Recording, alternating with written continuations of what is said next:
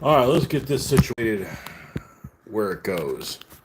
And of course, we can't really do this the normal way because I can't see through the back because it's pointed at me. But anyways, this is what we're going to be working on today is finishing up this Panzer 38T. We did I almost said the lettering, the numbering on it this morning. And yeah, let's move this around, and we're going to have to adjust it once I get my computer up, because I have no way of telling whether or not it's centered on what we're working on or not. Let's make sure this thing isn't incorrigible. It falls down on things that are completed. Let's pull up YouTube here and watch along.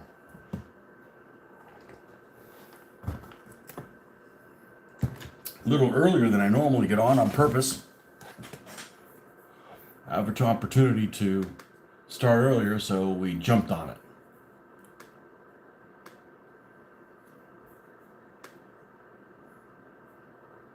Come on, you can do it.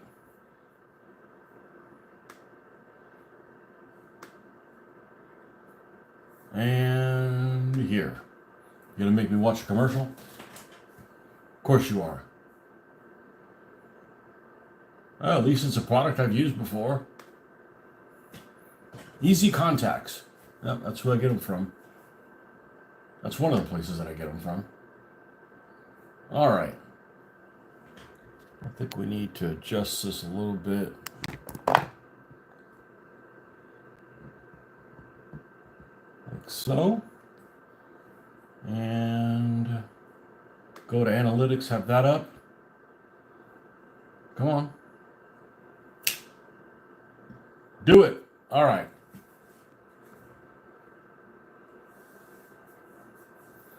All right, so we're going to get started here. We've got the contacts in, which means it'll be easier for me to read your comments, harder for me to paint.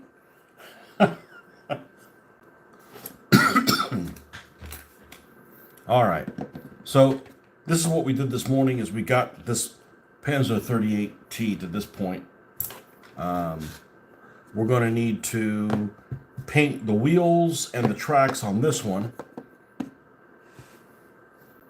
So that's definitely something that we're going to do. That's going to take a little bit of time to dry. So let's get on that.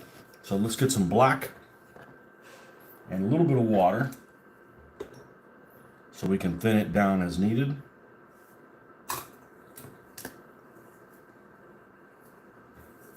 What's up, Buck Hunter?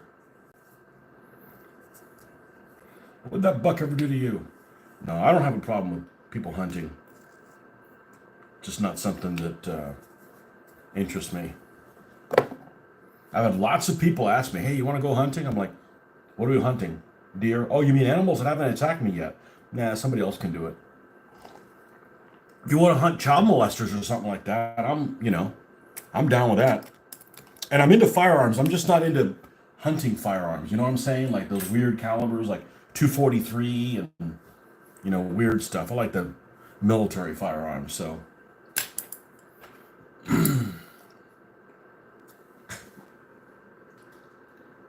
Kaylin Myers, welcome.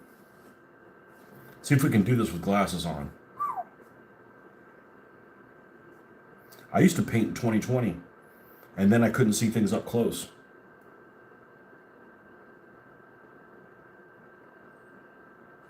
I don't know that I painted any better. I probably didn't. What made the biggest difference is the internet. Sharing stuff with you guys and on the internet, and then seeing what other people do and getting motivated. Like, man, that's really badass. Let me improve my game. Hi, you had appendicitis in November. Well, hopefully you're better. 270. Yeah, 270 is, what is that?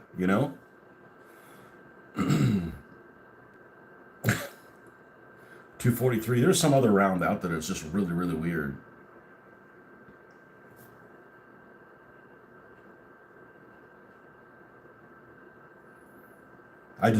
When I go kill things, I kill cardboard.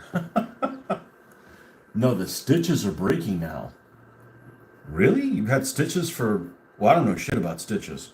December, November, February, March, 4 months? Wow. Hope you're doing all right. I wonder if anybody's had to have their gallbladder and their appendix out at the same time. That's got to be brutal. I had one guy that used to work for me, and he said that he'd have kidney stones all the time. He's like, it's like giving birth to a baby. I said, how would you know? You've never done that. What model am I painting? I'm painting these 3D. They're 3D printed Panzer 38Ts. We've got some of them finished. This is what they'll kind of look like. Yeah. See if we can get a good photo for you guys. Let's get the lighting here in the right place. This is how they started. We put a bunch of junk on them and things like that. If they got an open hatch, they get a little commander figure.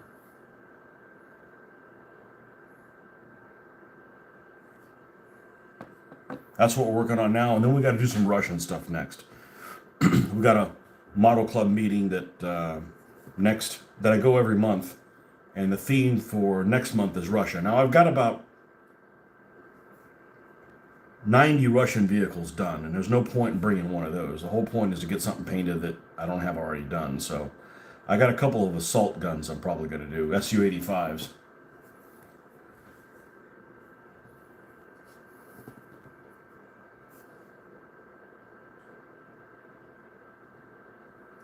And this is all 1/72nd scale.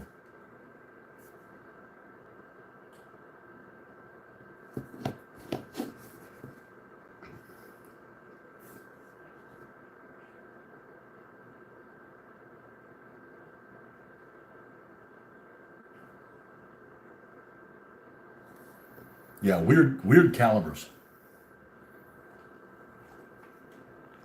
I got something really small. Don't they have one that starts with a .17 something or other? I'm thinking, or maybe I'm thinking of a BB.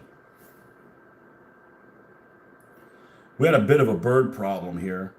I think it kind of resolved itself. And I was telling the wife, I said, man, I should just go buy an air rifle, get rid of that thing. You know, it's like damaging shit. Like, I don't want to hurt animals, but like, you can't just have them just destroy your stuff, you know? And air rifles cost as much as a real rifle.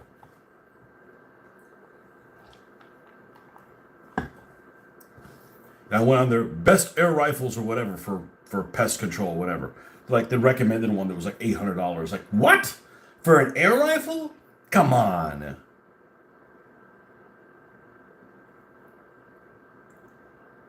Like, now pass.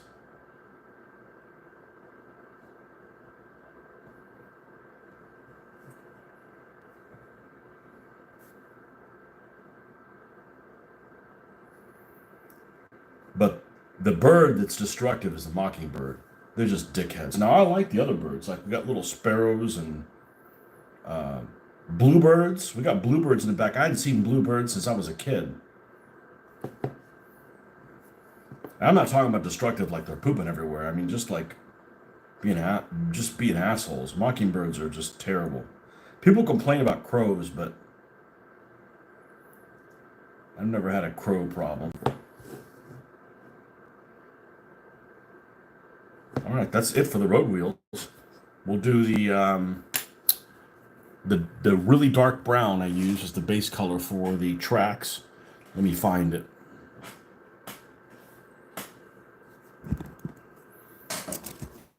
If I put the colors in how often I use them, that's another way I could organize them. Nope, olive brown. Nope, that's not the one. It used to be called SS Camel Black. And then people had a moo cow about that.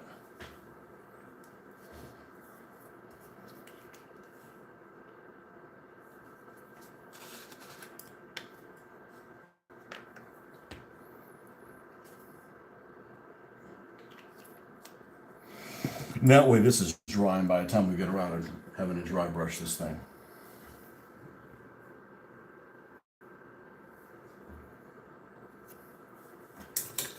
Oh, quiero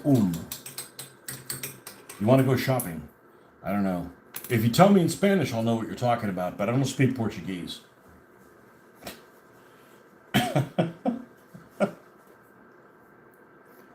Anybody that I've encountered, and that my mom has encountered actually, that speaks Portuguese or, Brazilian Portuguese, either one of them, they always understand everything we say, but we can't understand what the heck they're saying.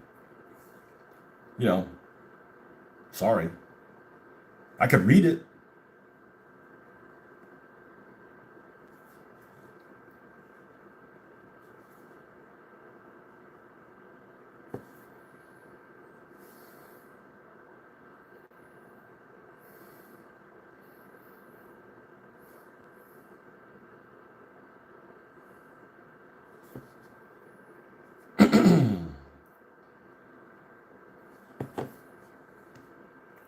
Yeah, so this is the third batch of these that I'm working on.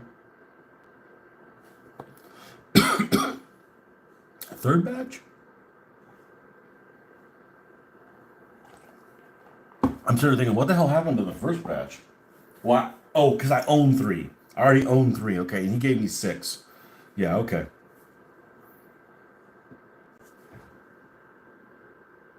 Where's Mitch? He's doing his toenails. I have no idea.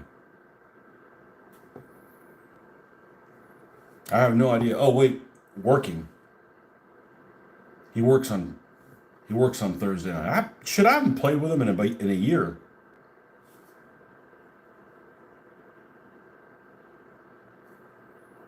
I don't do DBA anymore. I showed him for like a couple years what he needed to do to film, and guess he doesn't want to do it bad enough. He doesn't have a lot on his plate. Last time he told me, he was like, "Yeah, my work's real easy." I'm like, "Okay, well, it was nice seeing you." My work's a bitch, man. So I'm not playing in the middle. I'm not playing in the middle of a week for somebody who's really easy. Their work schedule is real easy. Cause see, his Monday, Tuesday is my Saturday, Sunday. So I guess he's doing all right.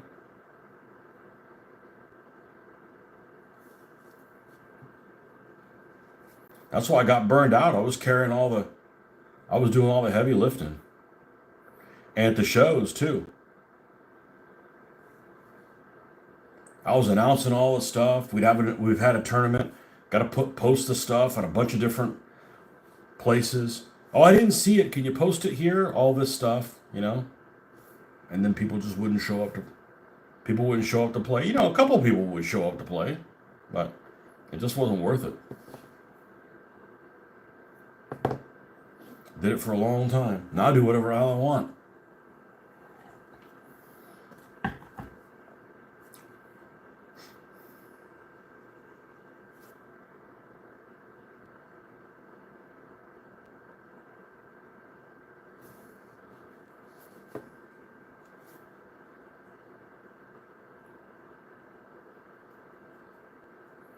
And they don't want to share their experiences with you guys. They hide it from you. Who knows what they're doing? They might have, private club now.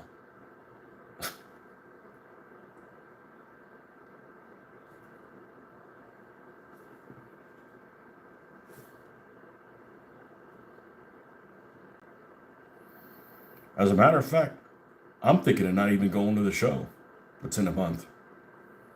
Like, I don't know that I don't want to. I don't know that I want to take a day off, which I don't have very many now left over from this year after going to Europe, and spending a night in a hotel and eating just to play games that I could play on a weekly basis if I wanted to, and I don't want to.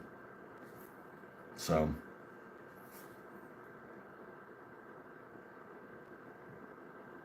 because I don't mind playing this, but other stuff, you know,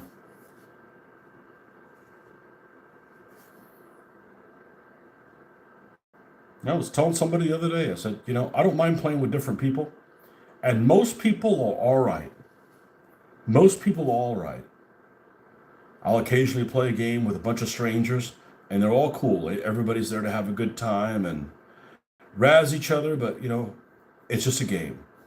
And then occasionally you get one guy who's like somebody needs to stand up to them.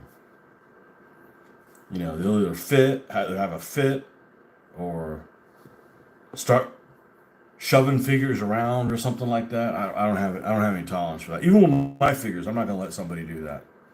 So some of these people, just nobody's ever stood up to them.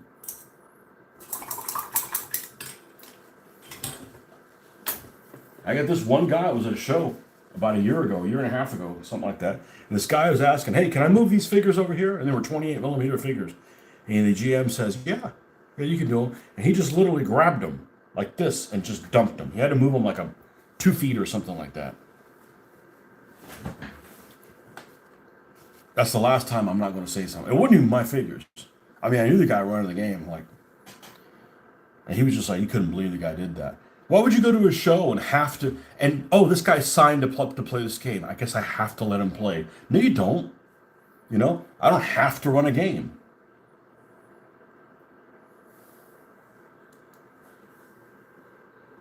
I knew you with DBA.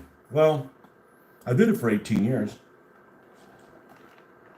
The reality is I don't have the energy to do that and this. And I kept pushing World War II away.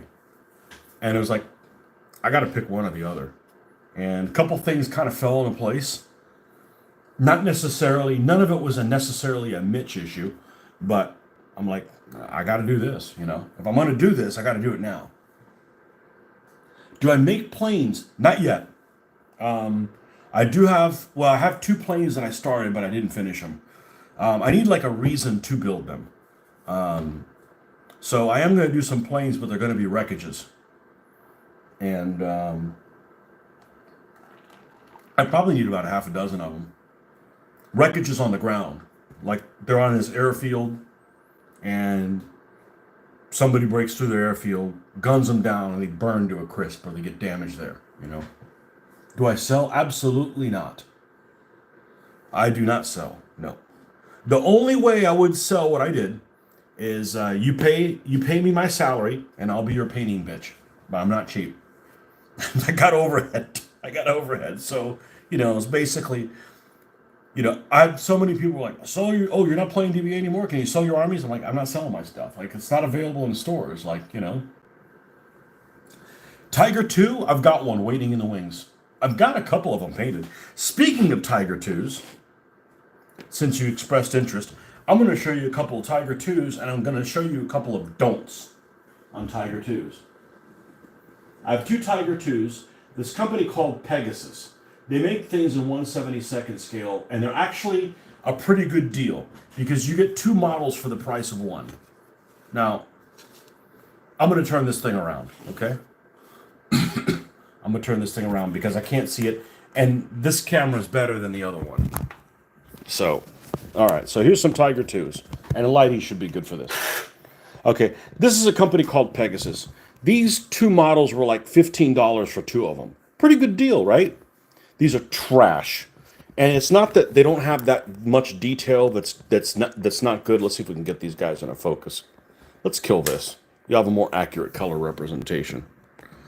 But that they had all kinds of stuff they were missing. One of the things that's really important on a Tiger 2 is this extra track that they used as additional protection for, you know, the ammunition, because usually the ammunition racks are on the inside. Didn't even include them in the model. Not only that, but they're on these little pegs. It did not include the pegs too. So this is a Tiger 2 Henschel turret that the entire side of it was completely smooth on the outside. Looked weird. It's like, okay, well, we can add things to that, and we did. I took some other tracks, made a mold out of them. That reminds me of something. Mold. We got to do that next. Made them out of green stuff and added them on there. So it didn't include that. But the plastic in these wouldn't glue. It wouldn't glue with weld cement. And when I'm talking about weld cement, it's stuff like this. This is like the best stuff you can use is this stuff right here.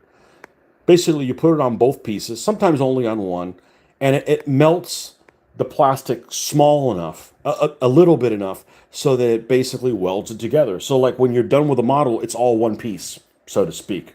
I don't know if that makes sense. but it like attaches both of the pieces together. It's really cool, and it has no thickness in and of itself. It just softens the pieces. Wouldn't work on this. I've never seen a plastic that it wouldn't work on. You'd think it was like rubber or something like that. What else? There was some fit and finish issues, but these are terrible models. They look fine now, but they didn't have these little loops that are on the turret here. There's two in the front, and there's one back here in the back, in the middle, and those are basically when they go to the factory and there's a problem with it, they're able to lift the turret up. They're the tow hook. Well, that's no problem. We just drilled them out and put a piece of sprue, bent it at almost a 90-degree angle, and bam, made it. So that stuff was easy, but the fact that the glue wouldn't go together, absolute trash. These exhaust things were a pain in the butt to get in place either. I mean, they're okay now, but I would not recommend anybody buying these. Now, some Pegasus stuff is just fine. It just happens to be these two particular models. So I have another Tiger 2 that I bought really cheap for $5. It's an old Eschi kit, and I'm sure it'll go together better than these. But yeah, and these are decals. I probably will never use decals again. I'm probably going to hand paint all my numbers. And it's not because these look bad. It's pretty thrilling to paint all your own stuff. You spend a lot of time looking for the right decals instead of just starting painting. So they turned out pretty good. But I'm probably going to go back to them and doctor them up because I have added a couple things on my painting style, and one of them is little rust and corrosion things. And it's just a matter of doing some of the rusty little things on there and then sealing them again, and they'll be good to go.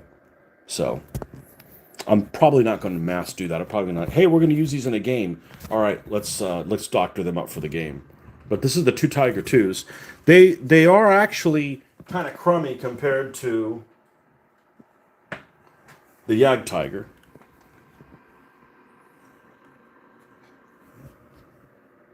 Which is probably my favorite paint job I've done on anything.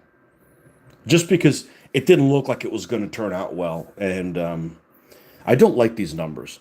These numbers look like they're from a JCPenney catalog or something like that. They're just like arbitrarily looking numbers. But that's the decals it came with for this particular vehicle. But these tracks I think these are the tracks that I used the mold to make the other ones. So... yeah, and it's unique because it's got the primer red. That's not even red brown. That's like the primer red from the factory. Yeah, cool thing. I'm not much on late war stuff. I just happen to have these things. Okay, so let's turn this around, and there's a couple things that we need to do, and one of them might be something that you might find interesting, or not if you have the patience for it. And let's make sure this isn't a place where it's going to fall. Let's get these big cats out of here. You need a big litter box for these big cats. All right, so one of the things I always wanted, there's a company called Plastic Soldier Company, and they make Czech 38s as well. These are I have 3 of these, and they're pretty well detailed. They're pretty well detailed. And these are 3D prints that my Facebook friend that I met in Spain, I was in Spain, and he's like, hey, I got some stuff for you to paint. And he brought these to me, and I'm like, oh, okay, I'll paint them. And a couple of the turrets he had were damaged. They were missing a main gun. I'm like, well, I've got extra turrets from this Plastic Soldier Company, so I'll just add the turrets on these other ones, which is why you've got some that have these overscale rivets, so to speak. But one thing I've seen on pictures of Panzer 38s is sometimes they have spare road wheels that they're carrying around just in case. Probably in case they hit a mine or something like that, because Panzer 38s were one of the more reliable vehicles that the Germans had in their arsenal, which is why even after they stopped using them as main battle tanks, they continued making them for the martyrs and stuff like that. And Plastic Soldier Company actually makes a a set of like extra stuff, extra these. These are things that some of these, the ones that are green, I made out of green stuff.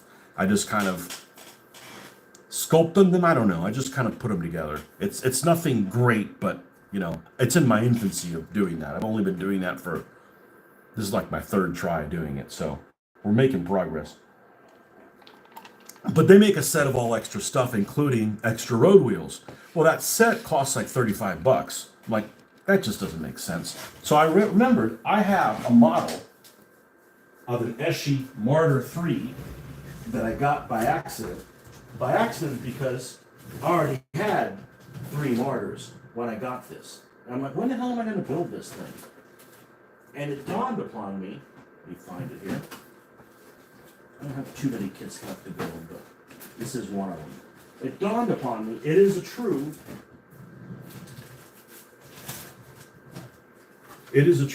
model kit. Probably from the 1970s or something like that. It is a true model kit. So I'm going to make a mold of some of these wheels, and then we can cast some out of green stuff and add some extras that we can add to our tanks. And that'll give me an opportunity to show you guys how this stuff works, which is really pretty cool. Now, I can never remember what the hell of it is called because it's really weird, but the mold making material, but it's really pretty cool. Yeah, so here they are. So we're going to come in here. I'm going to leave everything how it is. We just need to pull one tire out, one wheel out.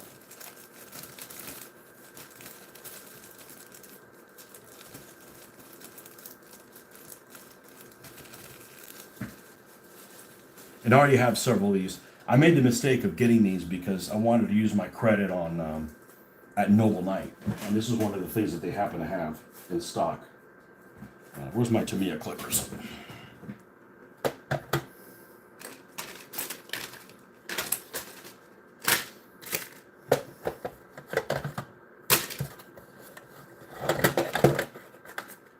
Okay, so we're going to clip.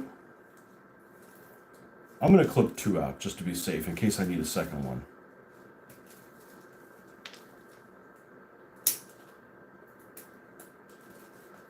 And this is a model that's probably close to being my age. It's been around a long time. Maybe just 77.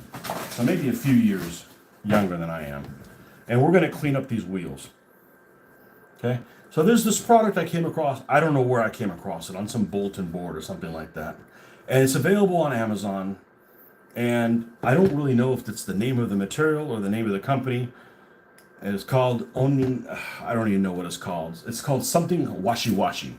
And basically what it is it's this plastic that is clear. Doesn't have to be clear. It happens to be clear.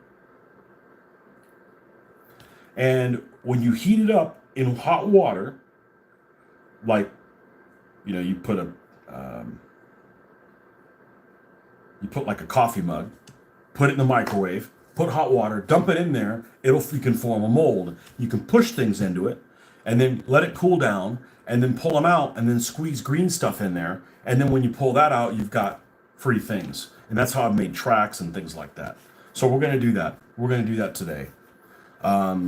Because I won't be able to do anything with it until in the morning, because it does take some time to dry. All right. So let me see if I've got the packaging left of this stuff, because it's really, really amazing, this material. And it's stuck here. And I'll show you some of here's one of the molds that I have. And they're totally reusable. That's what's super neat about it. Is it's like, let's say you use all the mold material to make a bunch of tracks and stuff for a Panther tank. And you're like, okay, cool. I made all this extra stuff, but I don't want to build any more Panther tanks. What do I do with this mold stuff? Well, you just remelt it, and you can repurpose it for something else. Okay, well, it would have been nice if I would have told myself where I put it, because that's where it should be. Damn it, man. And I'm pretty organized. But I guess I'm not organized enough. I am organized enough to show you what the hell this stuff is called. This is the packaging it came in. And it's called Hino de Washi. www. Hino de Washi. Hino ODEWASHI.co.jp. So it's Japanese, made in Japan. And I've got lots of this stuff. I don't know why it's not where it's supposed to be. Well, okay, so I just make two then. I moved it somewhere else. Well, that means I can't ruin those molds or redo them. Not such a big a deal. And it's pretty inexpensive. It's like $10, but you never have to buy another one again unless you misplace it. It's here somewhere. I'm not going to go looking for it. So one of the people that I read about this recommended using Legos, and use Legos to make a mold. And you make a mold so it's not freeform all over the place. So we're going to do that too. All right, so we're going to take our Hino de Washi Washi, and we're going to make a mold. Now this is not Legos, because Legos are excruciatingly expensive. This is like from the freaking dollar store. This is like piece of crap stuff. Okay, and these are relatively small. So I'm just going to take a couple of these blocks off. I'm going to start from the bottom where they're okay. We're just going to go.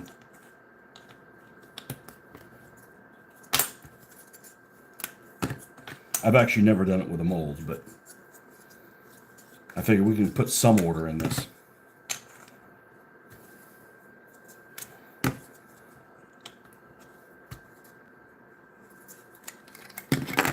Where's Rick when you need him? These aren't real Legos, though. I even went to the Lego store figuring, okay, well, I can buy them in bulk. Hell no, they're too expensive. Well, that's not going to work. That's way too small. All right, we won't do them in a mold at all. It sounded good on paper. All right, I want it to be about...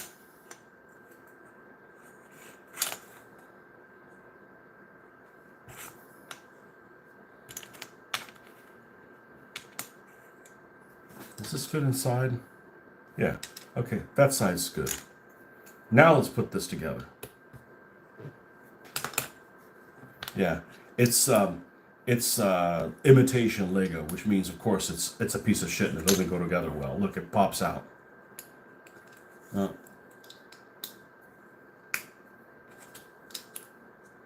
Chinese QC, Chinese quality control, or lack thereof.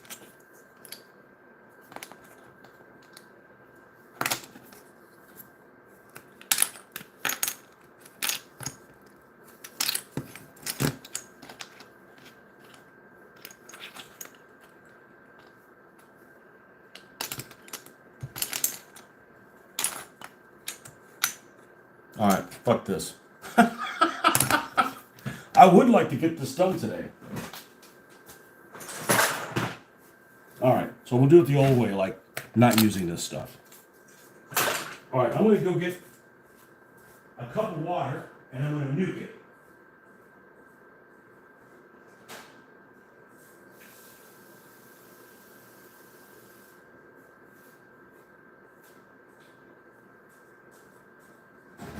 Honestly, I don't know how long it's going to take this thing to boil. Let's say 2 minutes.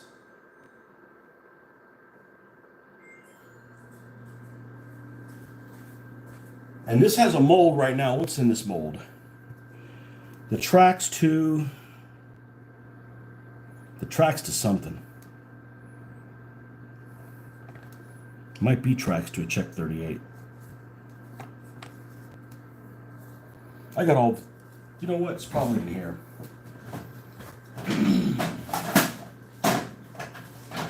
There's a lot of places where things wouldn't be.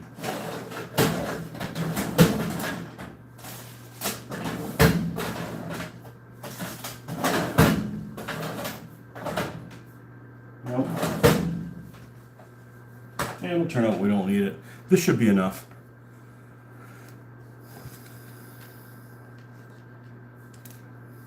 You liked and subbed. Excellent. Got any M4A3 E8s? Well, you know what you're talking about if you could type all that out. I do not. I do not. I have lots of Shermans. I just don't have ones that are that late. I've got some M4A1 76s. I've got several of those. I've got lots of M4s and M4A1s, M4A3s.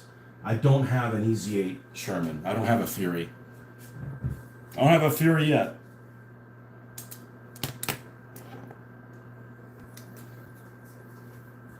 But this thing is going to be hot as shit. Oh yeah, we're building.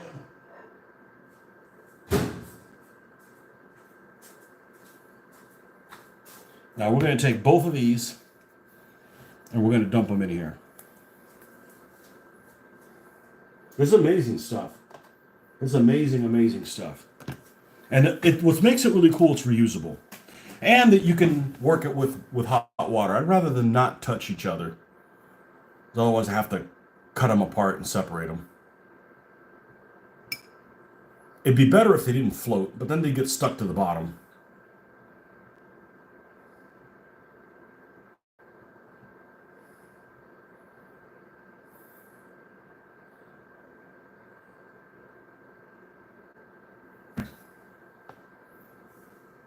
See you. You must sleep now. Okay, man. Thanks for coming by.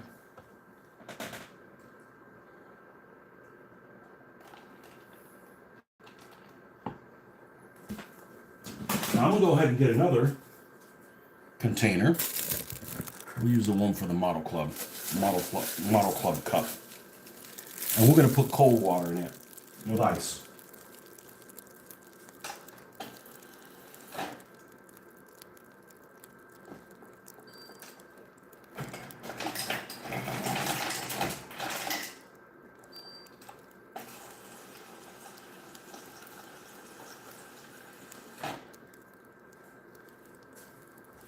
Now the only reason I put this cutting mat on here is so hopefully it won't track anything else.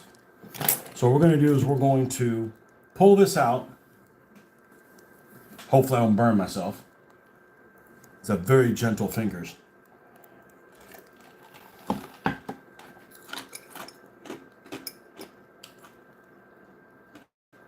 Want to make sure that this print that's in here is gone. So we're going to, it's like gum. Okay. And let's just put it back in. Let's do the same with the other one. This is like a little slab. It probably comes for $20. For $10, you get like 20 of them. So you don't need a whole lot of this stuff. You want to just make sure that there is a mold shape on here. We want to make sure that's eliminated from there. Okay.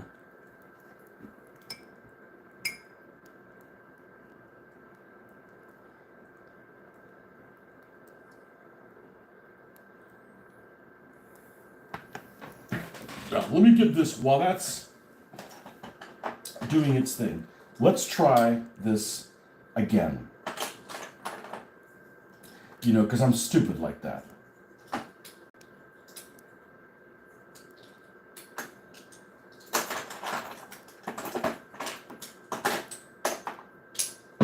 Some of these actually go together okay. I just wanted like a little frame, so when you're pushing this thing, it's not like freeform, but it's obviously not going to happen. So I got two options. I can push it down on the mold and have it flat like this, or push it in. I'm going to do, oh man, why you guys got to join? No copulation here. We're going to do one of each.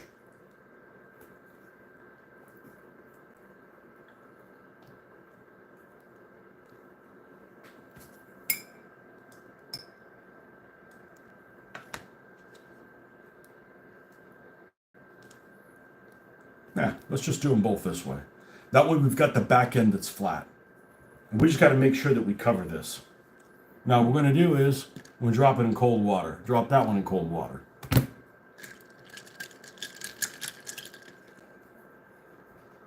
Because normally like, hey, let it cool. We ain't got time for that.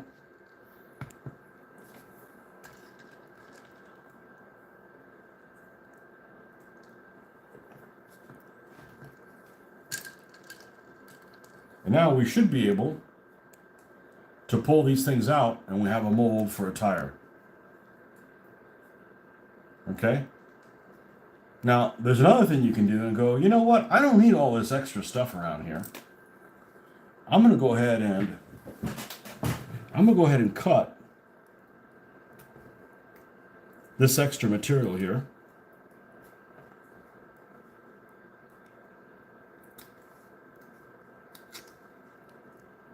And we'll remelt that and make another mold. And that way, when we use this green stuff, we can make 4 or 5 of them overnight.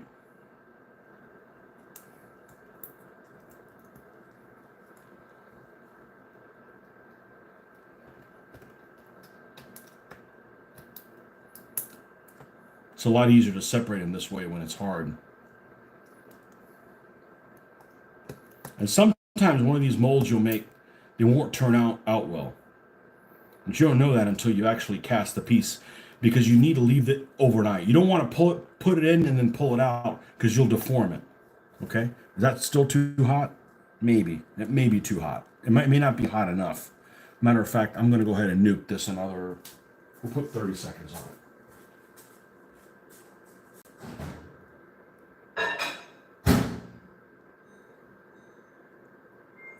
It's amazing stuff. It works really, really well.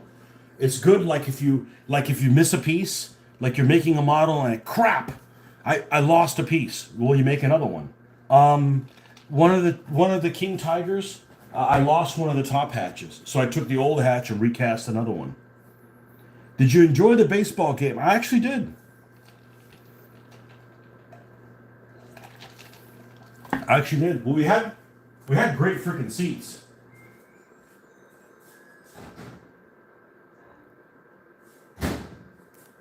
We had great seats. We had like club level seats or whatever. So it's like, you know, if you're going to go, you're going to do it like royalty. We didn't pay anything for them. Somebody said, hey, you want these tickets? I'm like, sure. It was a little stressful to try to get there after work, but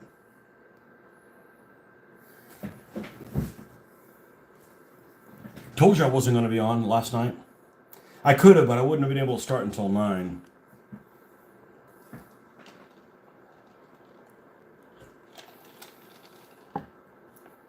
So I went to sleep early.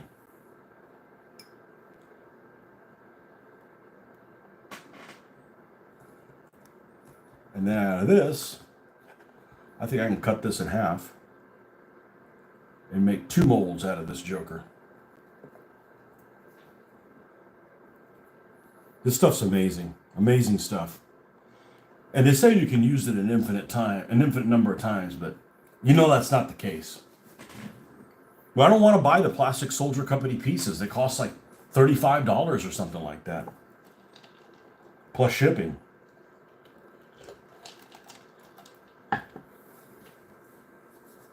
So I found a use for the Martyr wheels.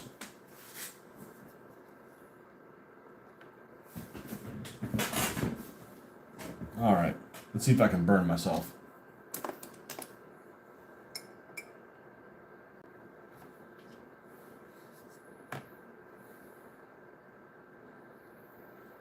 How did we do this one? We did it like this.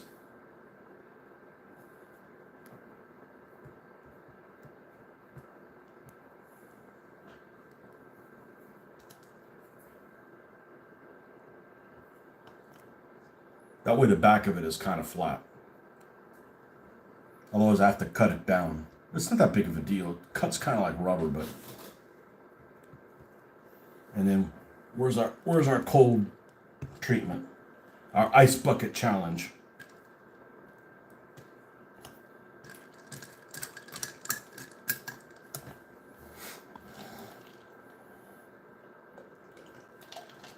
Now I know the road wheel that's on there isn't going to look exactly like the one that's on the 3D printed vehicle, because that's a 3D printed vehicle and the other one's one from a model kit that's 40 years old, but you do what you can with what you can.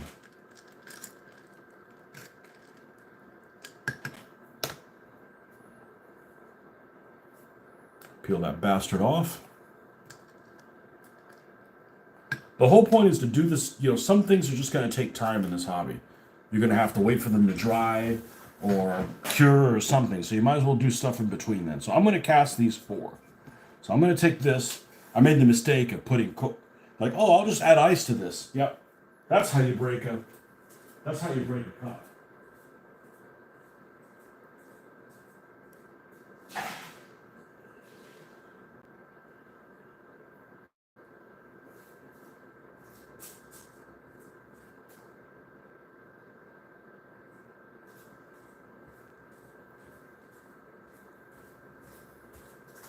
All right, and we'll put this thing.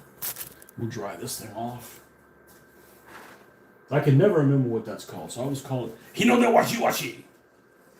I was going to tell you when you go on a cruise ship, washi washi, happy happy, as they spray you down with hand sanitizer. That's what they do if you don't use the hand sanitizer on your own, and you go into the eating place. Like who the hell was it? Some people I guess don't like to wash their hands, but every time I step outside at work, I'm always washing my hands. Now, is this the super readers? It is not. Let me get the super readers and see if we have any rivet detail on here. Oh, that look like it should be decent. Hey, what's up, Jeffrey? They're only wargaming models, not exhibition pieces. Yeah, but I'm really nearsighted, so I gotta really like fool myself. You know, I'm a hard person to please.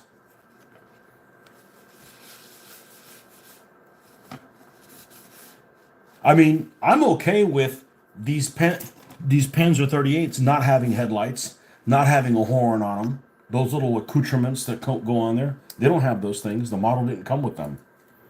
Some people would have a moo cow, and then they would paint it with a spray can.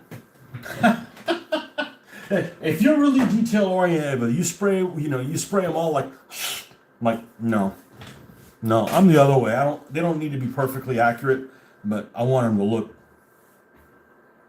I'm a painter. Okay, let's get this stuff here that finally lost its stank. This thing finally lost its stank, and we are going to need some water, because you got to use some water in this on the surface to keep it sticking.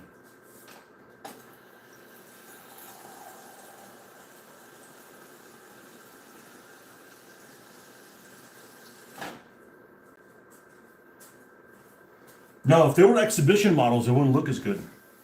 Because some exhibition models, they use all those dusts and stuff like that. So you've got light colors inside of a crack. That doesn't look good at 3 feet away. You can't tell. Remember, the secret is they have to make you happy as the creator. If you're not happy as the creator, it doesn't really matter what anybody else thinks. As my wife would be, those look great. It's not what I wanted. That doesn't really happen anymore. Nobody fixed it by then. But decades of making mistakes, I can kind of figure out what I like. Happy accidents. Okay. This shit. I wish this material used it differently. I'm not a fan of mixing it. Once it's mixed, I'm cool with it, but whoa. And I might as well make some other packs while I'm at it. But let's try not to use way too much more than needed. About that much. So when I got this, and I don't remember what the name of the brand is, so I kept the container. It's called Blue Yellow Needotite. And it stinks. It stunk to high heaven when I got it. The original green stuff. It stunk to high heaven. I couldn't stand the smell of it. It just had a smell that was annoying. You know? It's like if you put Will Ferrell into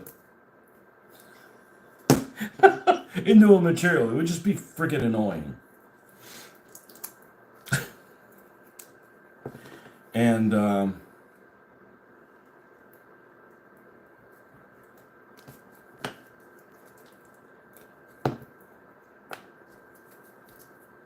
But it went away. It went away after I split these up in 2 little Ziploc bags. And it's a hell of a lot better value than the stuff that you buy in the hobby store. The stuff you buy at the hobby store is not a good value. And I don't like them touching each other. Because they always have like, okay, here's your blue and here's your yellow, and they're touching each other. And the area that's beside them is already kind of half-assed cured. And I hate this thing because it's still got this piece of paper that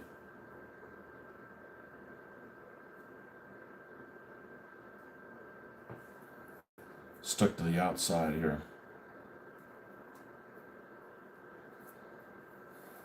Yeah, we'll get the water here in a second. I need some.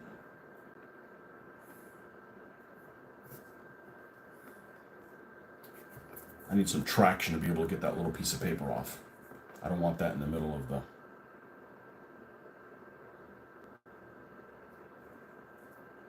And I was going to buy the liquid green stuff, and then they were out of it, and I've gotten out of buying it. Let's pulling that out. Let's get this plastic off. All right, we ready to mix these things now? Jeez, enough of this babysitting this shit.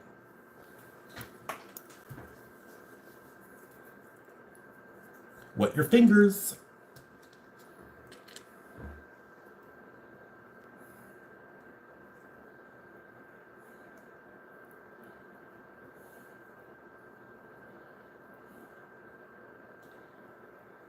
They gotta look stellar, man, because otherwise I can't inspire you guys. I want to inspire you guys like, man, that idiot Tony can make stuff to look like that. I can too. There you go.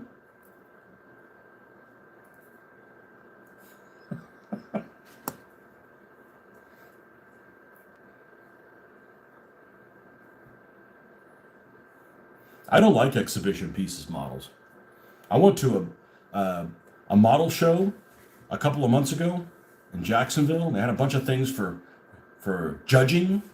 Like, first of all, I'm not interested in entering my things in judging because you know how many awards I've gotten from playing DBA? And none of them are up on the wall. None. And I have no interest in putting them up on the wall. Like, I don't need more awards. I just need to be happy with them. I'd rather be on this show just hanging out with you guys and freaking winning awards. I don't need that. They did take up space and they don't mean anything to me. But I saw a lot of the stuff there, and it was rare for me to find something that I like better than what I do. So,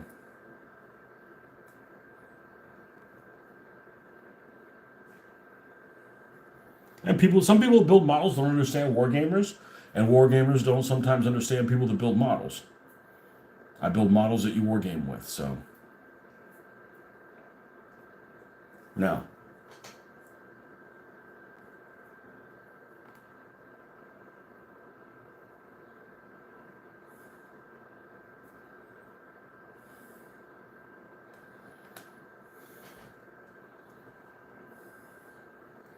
I'm in my infancy of using this stuff, which basically means I'm better at everything else other than making things out of green stuff. I got a lot more experience doing everything, even airbrushing.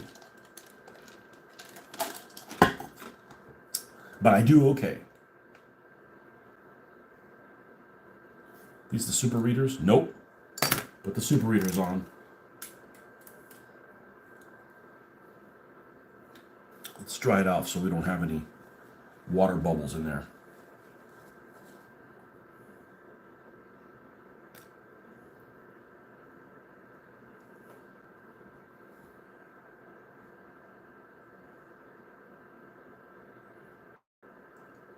Now I'm going to pull this one out just to see if we're on the right track, but the rest of them we're going to leave in.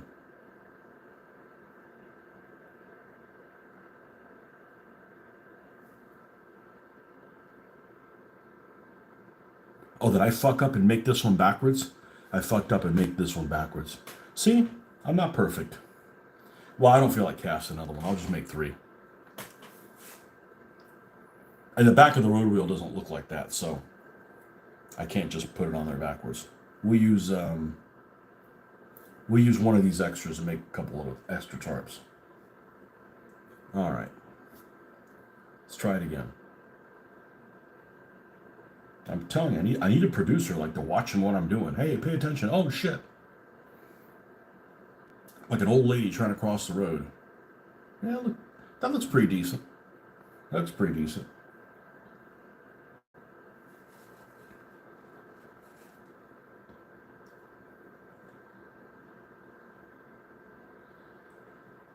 And these might be, I'm not going to mess with these in the morning. We're going to let them cure nicely. And then tomorrow evening, we'll mess with them.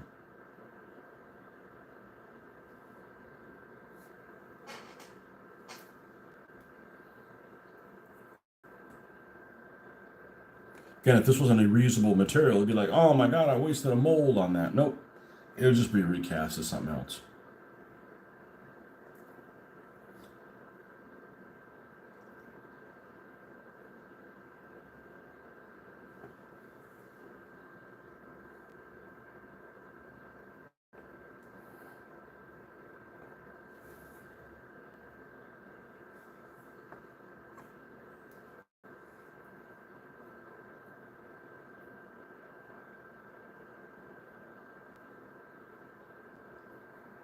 But I really like how this stuff behaves after it's cured because it's got a little bit of rubbery. I don't know if these do, but yeah, they're a little rubbery. Oh, already drying out. Already drying out your hands.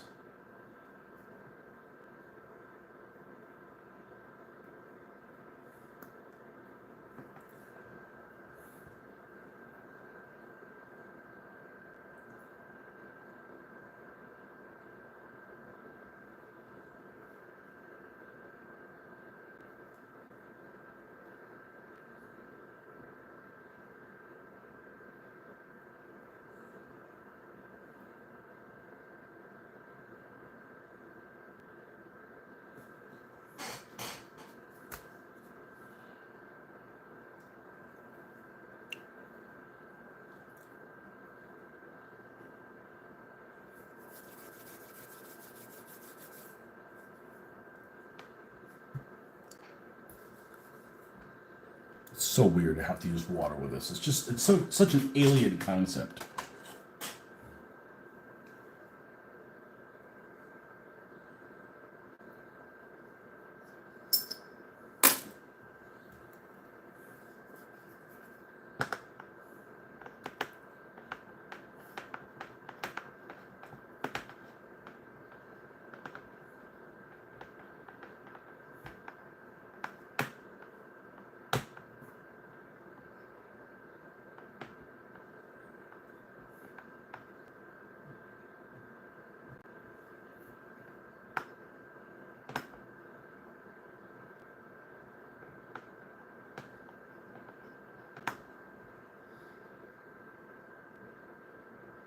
Good. All right, now.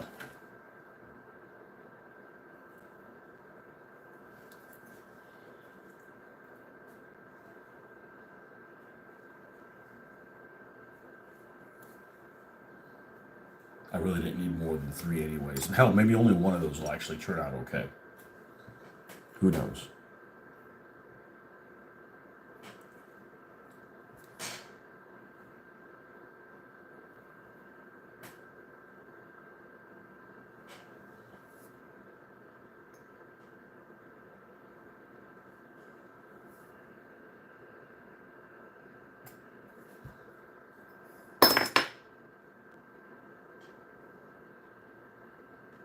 I have watched 0 videos on doing this, so if I just happen to do something correctly, it's a miracle. Hey, they just kind of look like wargaming models.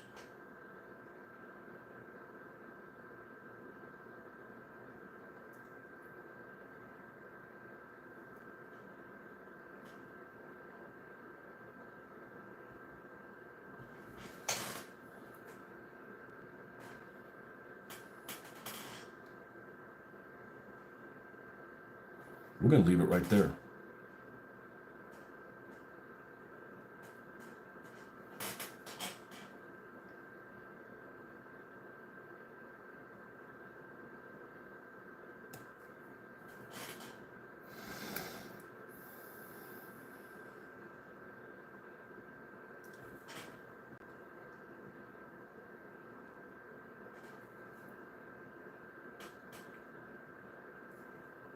Well, I see that one's being difficult.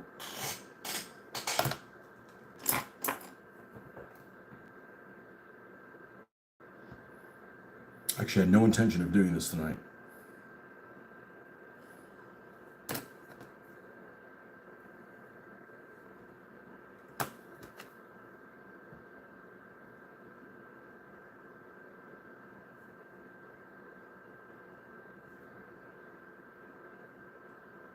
Yeah, after a while, even though you put this in a pool of water, it's still wanting to stick. Yeah, you'd be fighting that thing the whole time.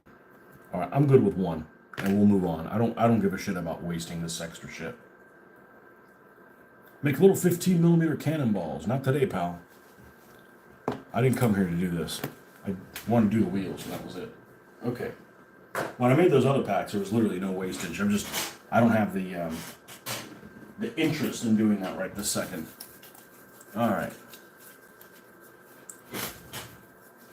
So that'll be left for another time. Oh. Well, the nice thing about having water is now we've got some clean water we can paint with. All right. As we were. This is dry. This is painted now, so we let it dry. Let's go ahead and dry brush the flat U.S. field drab on it.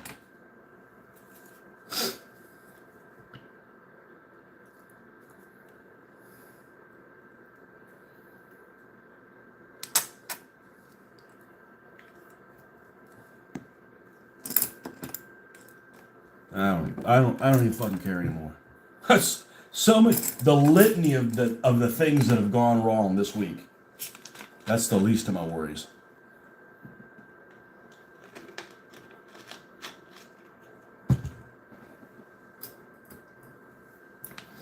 Had to fix so many other people's mistakes. Fuck it, I'm gonna make my own.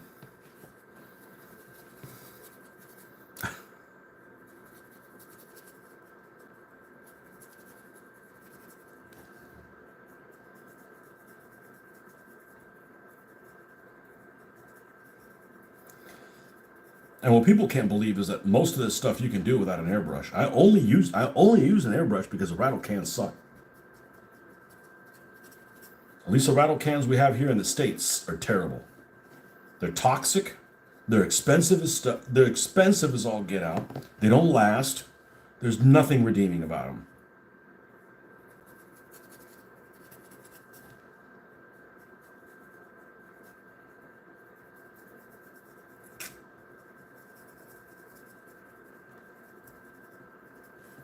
We got better rattle cans across the pond.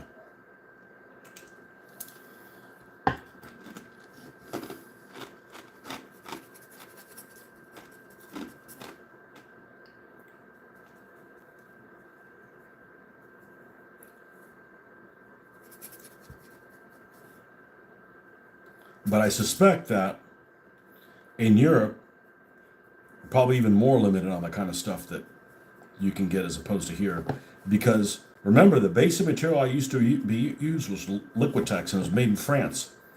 And they stopped manufacturing that because it wasn't a sustainable material. I mean, making a fucking pot that's like, I don't know how many, like 4 ounces or something like that. You're not running anything into the ground using that.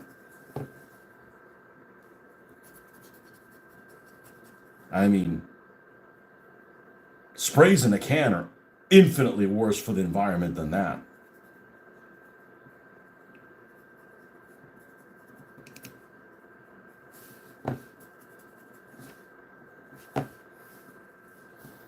Now, the thing that I probably waited too long to do, and the thing that I probably sucked the most at, of all of these things you've seen, the thing that I sucked the most out of is using this patching shit. I absolutely hate using it.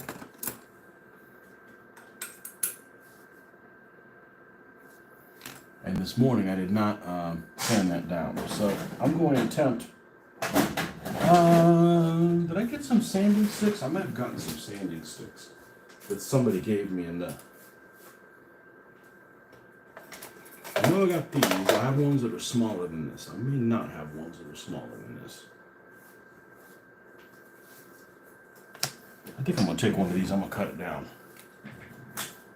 What material is this? Should be able to cut this.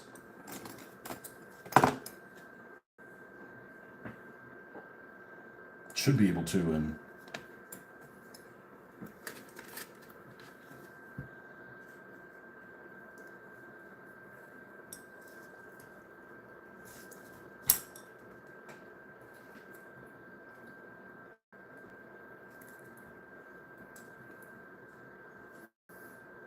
let's at least break through that sanding layer. Yeah, I don't want to wear out an X-Acto knife doing that. All right, now we got this a more reasonable size.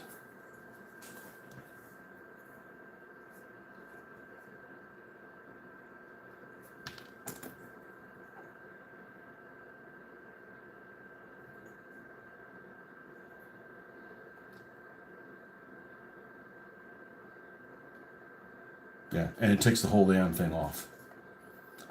I hate that. I hate this shit. I could hang something over one of them.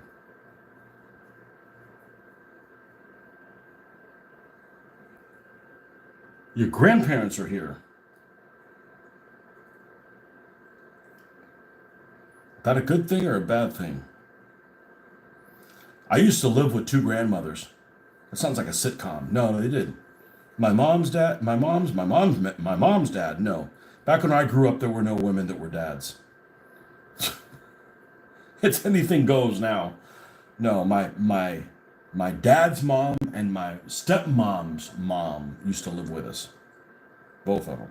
So I always had grandparents around. None of this. We're going to Thanksgiving. We're going to Thanksgiving at grandmother's house. Nope, none of that here. All right, that's gonna be good enough. It's spring break tomorrow for me.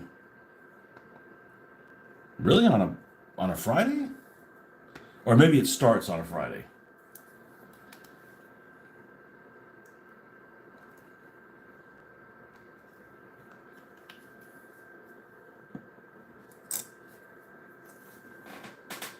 You have a friend that has three dads. Well, you technically could have more than that.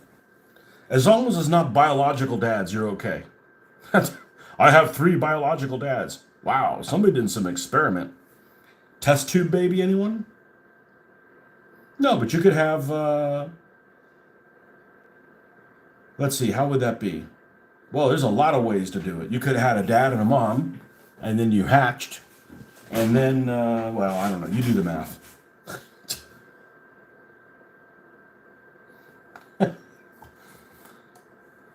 I had a much older dad than most people my age.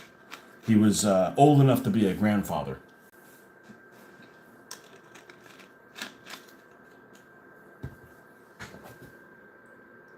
I just got 10 subs on your channel. Excellent.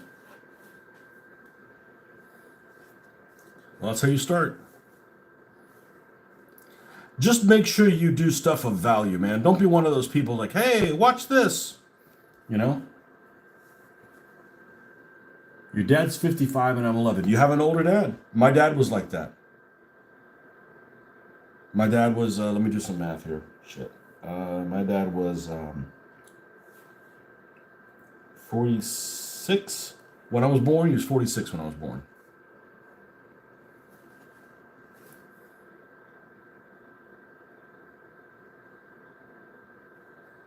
Okay, well that's better.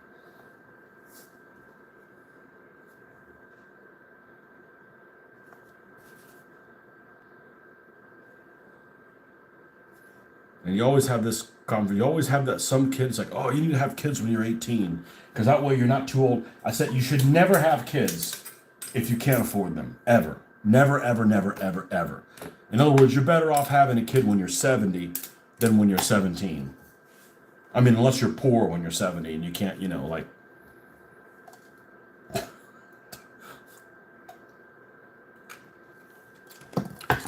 My philosophy.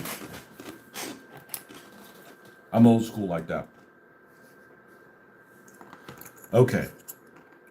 That needs to dry a little bit. We can't do anything with that because we're going to need to dry brush that, but we want that completely dry. So then next, we've got these two holes that we can go ahead and put the stars on and the numberings, because the numberings of this particular unit go on the holes. Your grandma and grandpa's 87. Skipper Skippy. It is a Panzer 38. It was a Panzer 38, so it's a beast compared to a Panzer II. It's got a 37 millimeter gun instead of a 20 that the Panzer II is. And it's cute like a Panzer II. I think Panzer IIs are good looking tanks. Well, that's not important. It is if you want to build them.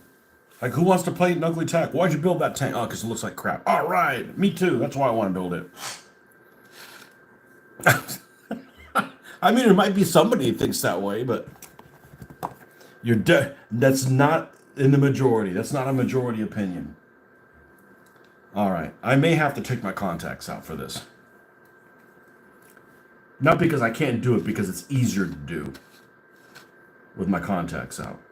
We'll see if we can get by without doing that. All right, let's get a little bit of water. Let's use the clean water. F that.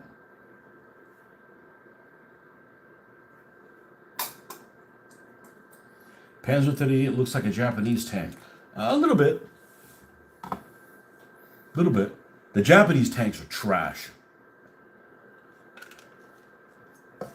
Some of them are pretty cute, but they're still trash. And what makes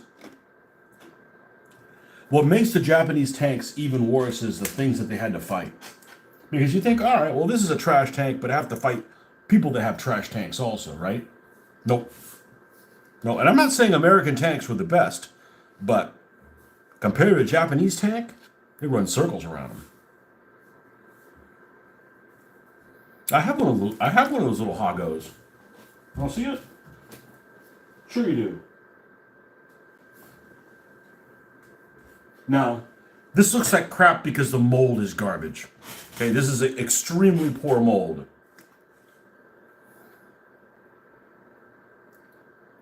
But that is a Hago Type 95 light tank. Also has a 37 millimeter gun.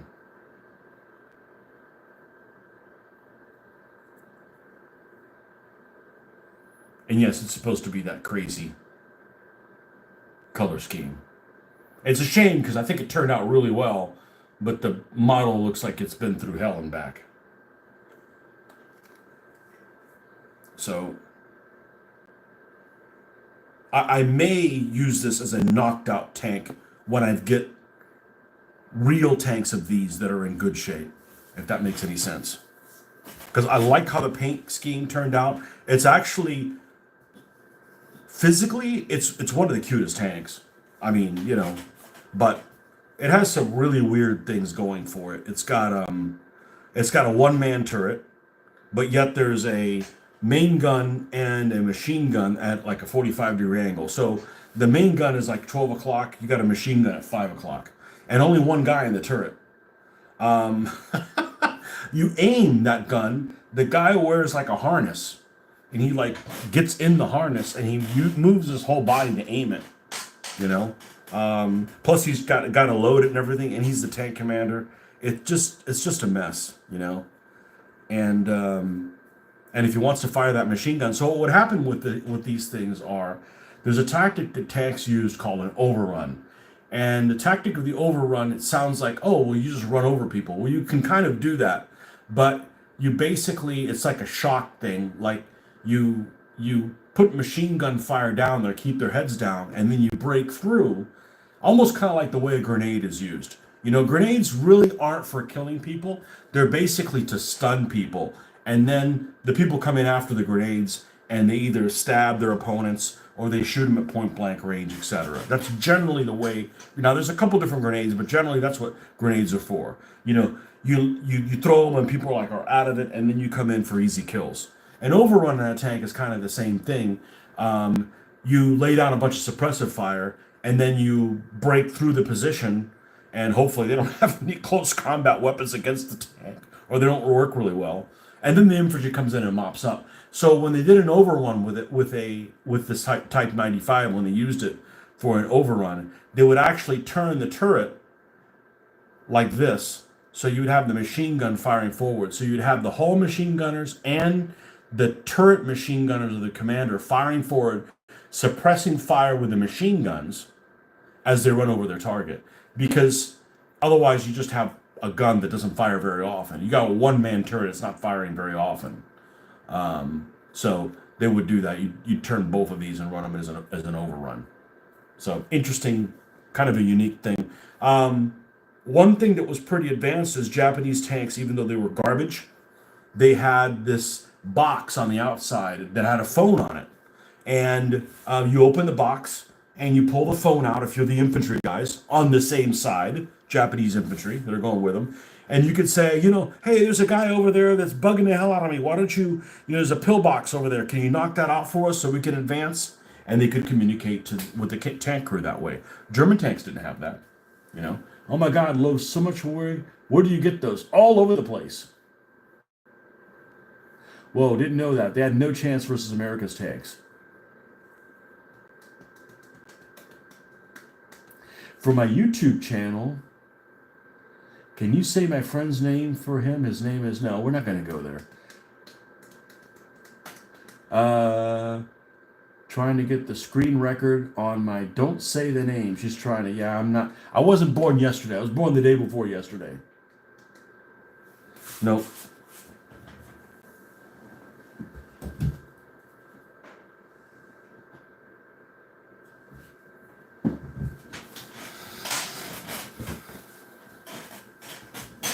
That's funny because that word gets thrown around these days like you can't say it, but then you hear people say it all the time, just kind of like as a shock thing. But I think that's one thing, like, you're not allowed to say something, and then people want to say it, Not a word I use. There's much better words that would earn you. You got to earn them, like, you're an asshole. Not like, you got in-school suspension because they tricked you. I think you should hire somebody to go after him. You got a bully you can count on, beat him up? You tricked me. Hey, it's not for no reason. They freaking did you wrong, man. Just trying to right the wrongs, man. All right. So let's do the numbers first. We did the numbers first this morning. We'll do that first. They left the school. Perfect. Your plan worked.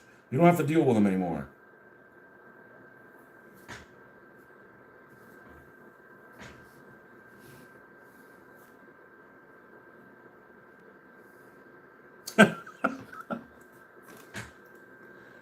The cutest tank is the M3 Stuart. It is pretty darn cute. It is pretty darn cute. And my opinion is the M3 Stuart's the best light tank. Now, let's throw away, and I'm not one of those, if it ain't American, it's not any good. Look, I do everybody's stuff, okay? I'm blessed enough to be American, but I like playing other people's stuff. As a matter of fact, I don't like playing American because, I'd rather do a funny accent. I'd do an over-the-top accent. You can't really do that playing Americans. Maybe people from other countries can do it, but it's a bit lackluster for me. But I think that we're going to take the Chafee. We're going to throw the Chafee out. Okay, Chafee's not a light tank. Yes, it technically is, but not when you're armed with a 75 millimeter gun. Okay, that's not a light tank. Yes, the Chafee would be the best light tank. The second best light tank would be the Stuart. So one thing I did not know about the Stuart is, the early versions of the Stuart had all kinds of machine guns. Let me pull a Stuart out. I got one. They're not painted yet, but they're working on it. And they're from an Operation Crusader project. I got one sitting right here.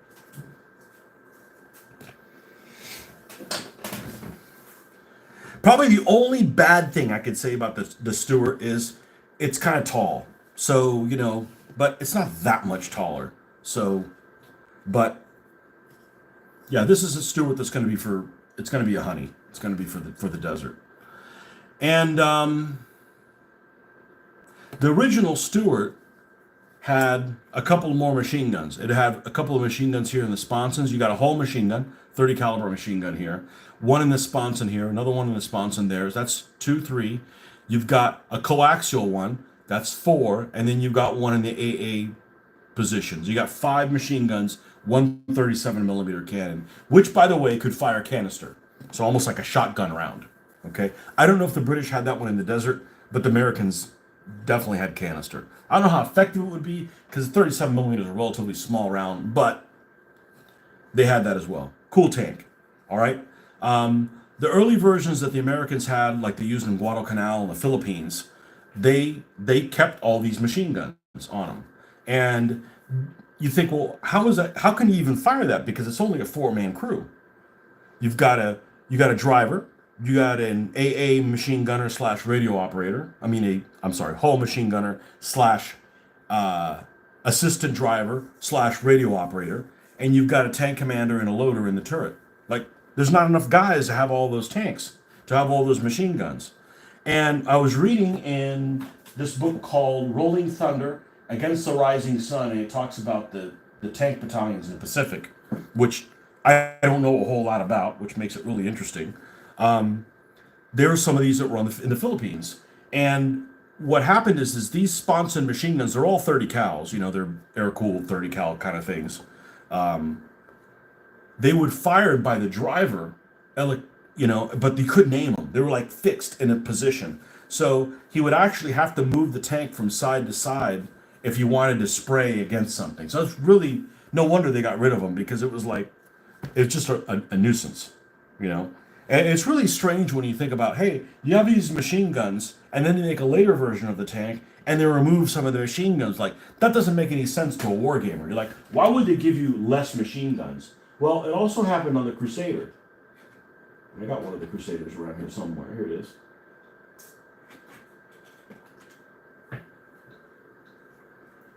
On the Crusader 1, it had a little machine gun turret. The one up here. And the Crusader 2 actually deletes this machine gun turret, and they put a little flat plate with a hatch. And well, why would they do that? Well, because it was useless all the time. It would jam all the time with sand and things like that. And they ended up using it for like extra ammo storage on the Crusader. So actually, the Crusader, as it went up from a Mark 1 to a Mark 2 to Mark 3, it kept losing armament, and it kept losing crew members. So from the Crusader 1 to the Crusader 2, you basically lose this machine gun. Now all you got is a 2-pounder main gun and the coax machine gun. The Crusader, and you lose a crew member. There's 4 crew members. And the Crusader 3, I believe it goes down to 3 crew members, but you get a 6-pounder gun with it. So it's interesting as it develops. They're like, we have all this stuff, and it's not really that useful anymore. So, yeah, I like Stewarts a lot. So, I don't have any for the Americans. I've got 3 of them that I'm going to paint for the British. For the 4th Armored Brigade. And they're all going to be in counter camouflage. They're going to be all spiffed up. But this guy I know sent me these tanks. I'm like, well, I got to paint them. I got to paint these things. He was nice enough to give them to me. Least I can do is paint his stuff. So, but we don't have to get the stuff done by any particular time. So it's like, I don't give a shit how long it takes, Okay, this one's 332. Let's see if we can pull this off without using my, without pulling the contacts out.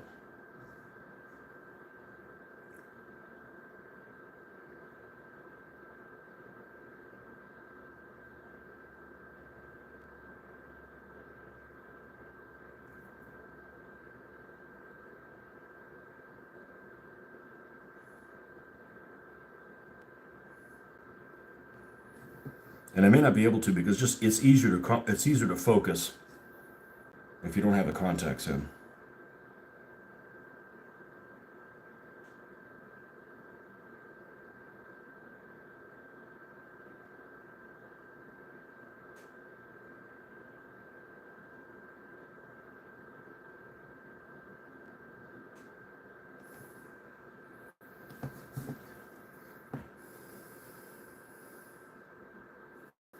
T-26 is the best light tank in its era, in your opinion?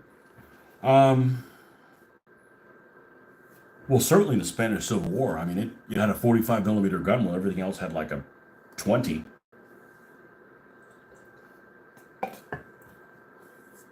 The Russians had such bad training, though.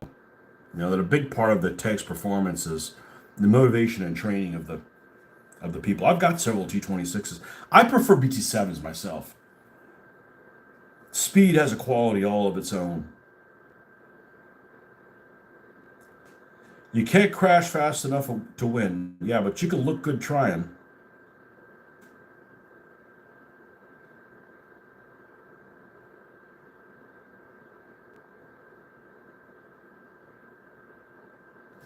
We're gonna have to lose the context. It's just hard to see the color difference. I'll be right back.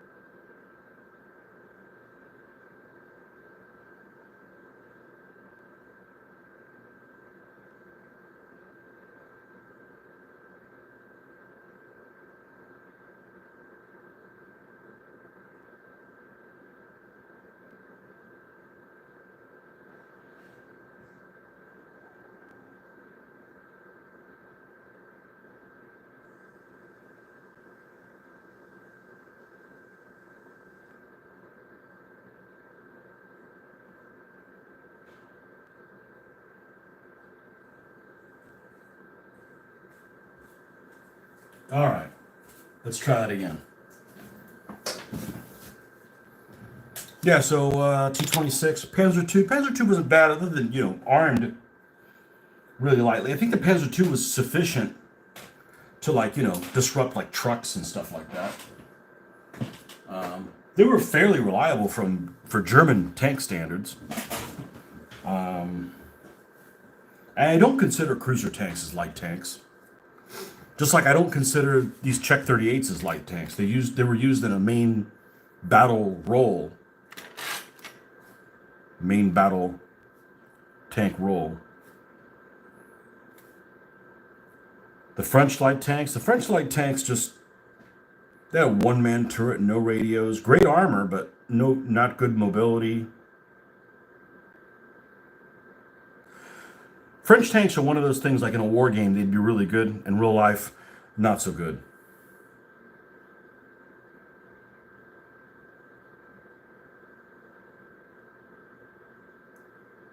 Because they'd have like really good stats, but they had really poor visibility. They had a hard time like seeing out of the vision slots and things like that.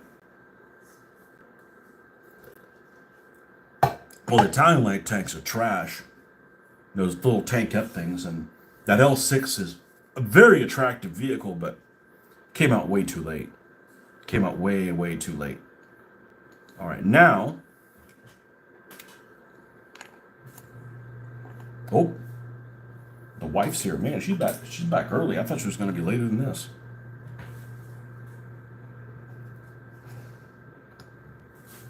Let's close the door.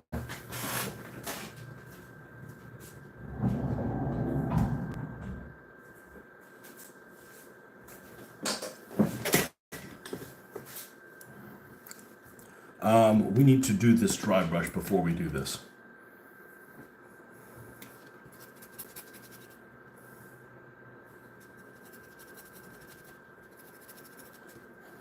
Just a light dusting.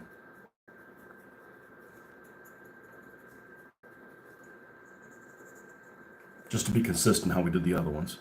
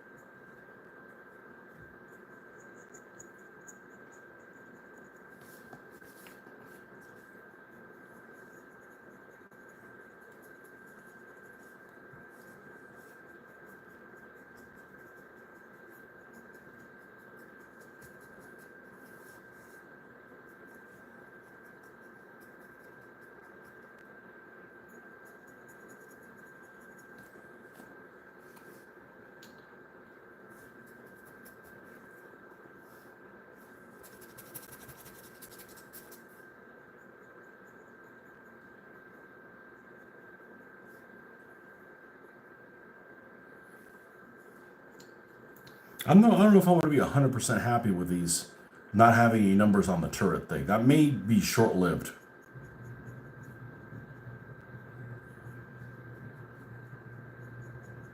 I mean, no numbers on the side of the turret, I should say, because it's going to have the number on the rear. Vickers 8, decent light tank. The Tetrarch looks pretty good, but I don't know that it's that. I don't know that it's that accurate. I'll be right back, folks.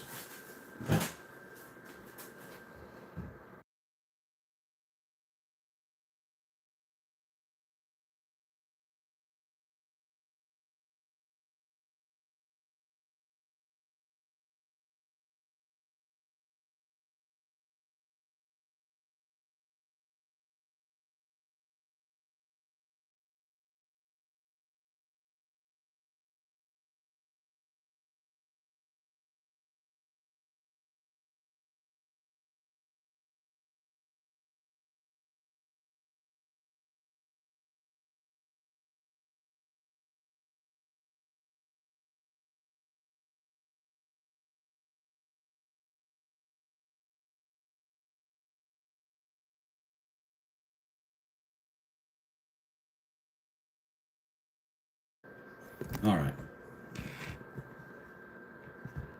Do I do airplanes? No, I haven't done airplanes since I was like 14 or 15 years old.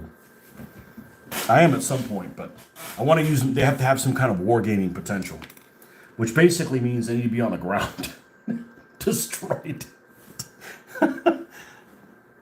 And that is one thing that I need for my Operation Crusader project is I need some German and Italian aircraft disabled on the ground.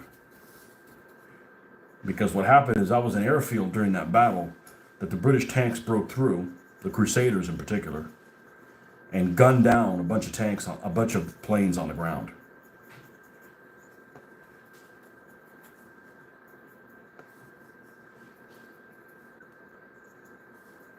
But there's some planes that would have a use for on a war games table.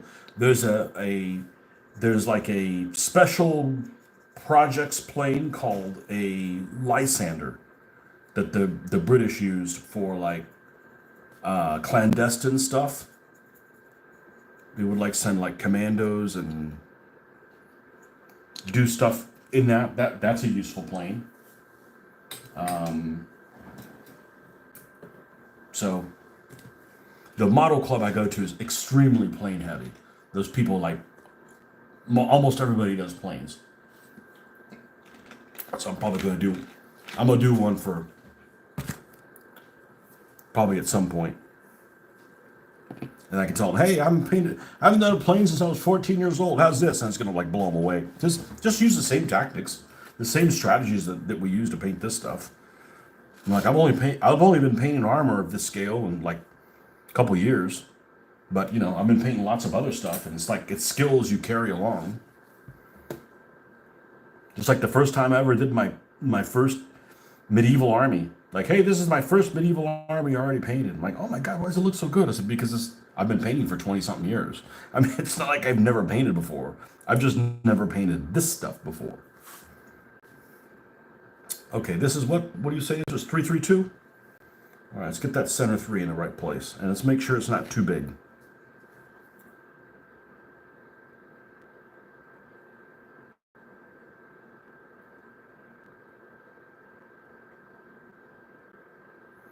lot easier with no contacts in. It's just less glare.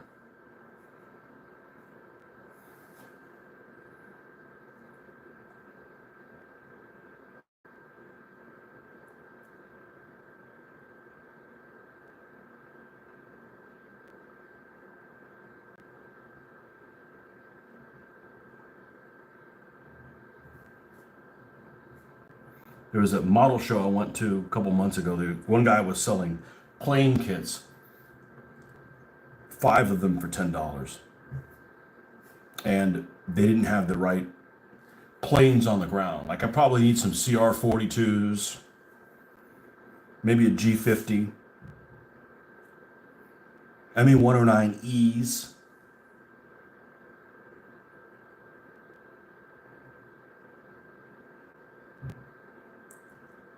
The 109F Tropicals had just come out. There was a really elite fighter plane that state of the art that they had in North Africa. First one I do will probably be a CR-42.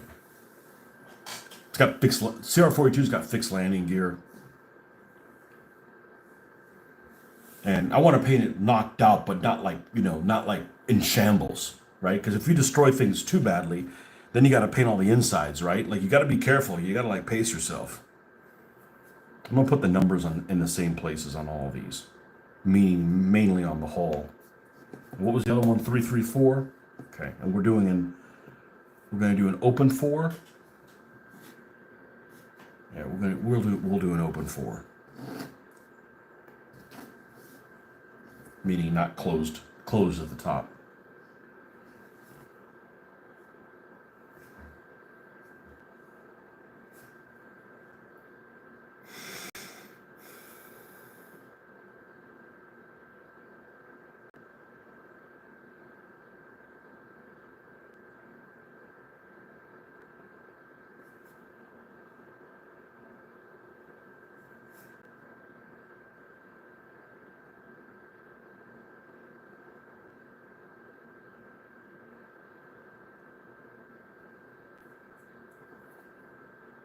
That's the problem, is it's so far in here, you end up clipping this thing trying to paint the thing on the inside.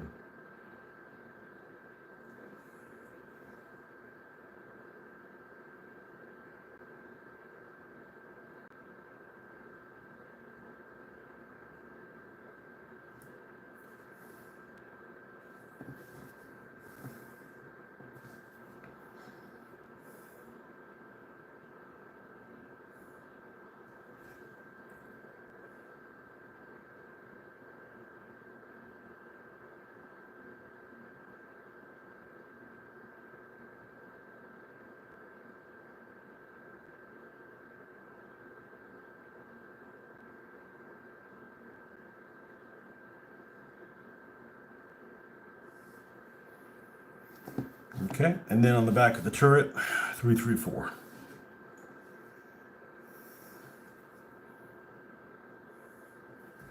But I don't see ever doing a plane with the landing gear up, because the landing gear up basically means I'm not going to be able to use it on the ground. I mean, unless it like buckled or something.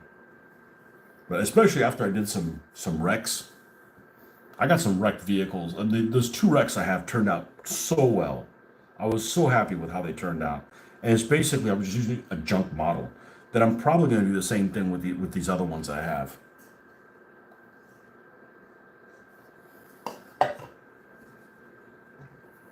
I got 7 or 8 of them that I got basically for free from somebody. I got nothing to lose.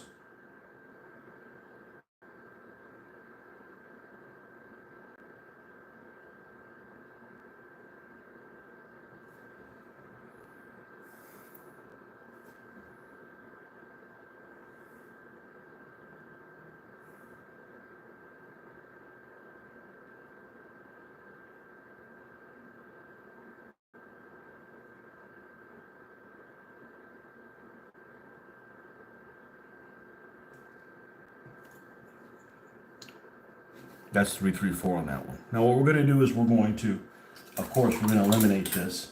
We're going to go to an even finer brush and throw it on the ground so we can't find it.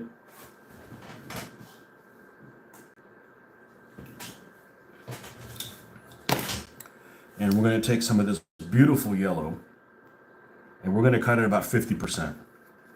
I'm going to 50%, whatever color this is, flat earth, and 50% of this Phoenix Flames or any bright yellow.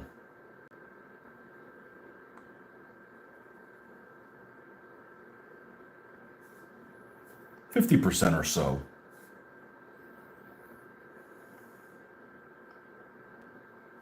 Some kind of middle value halfway to the pure yellow. Hi, you just appeared on your live section. Just passing by to wish you luck and hope whatever you're chasing in life will be successful. From Italy. Awesome. You too, man. Thank you. Whatever I'm chasing in life, or whatever's chasing me in life, may it not catch me.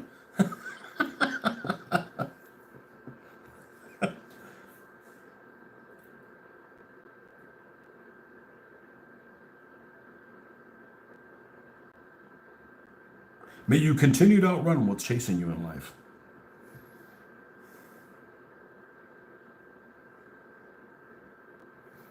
It's late in Italy.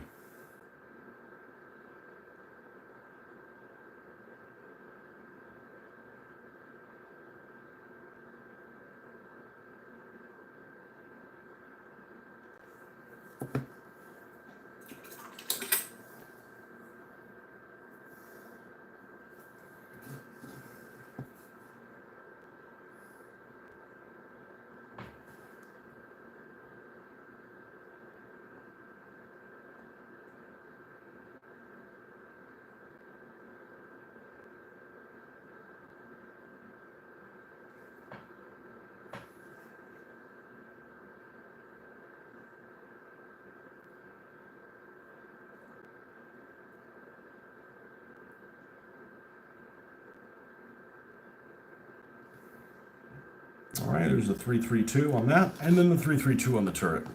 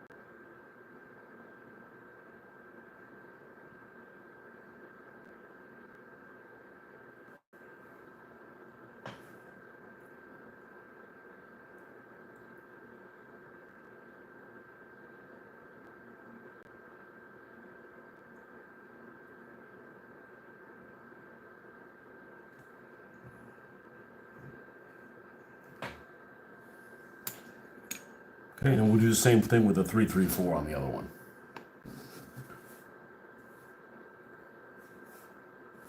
No, it's like this is what I want them to have. I've spent a month looking for the right decals and then ordering them. I mean, I've spent a lot of time looking for decals. It takes you think, oh, I got a couple hours to do this. Psh, you burn through that like crazy. Just paint them yourself.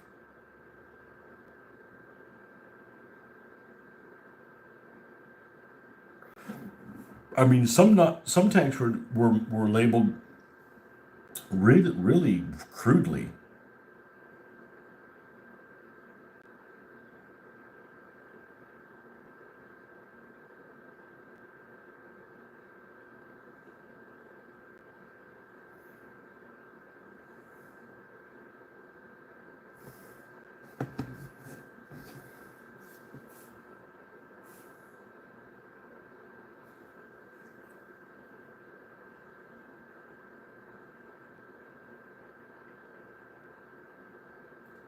Did we put our finger on that? No, we came close.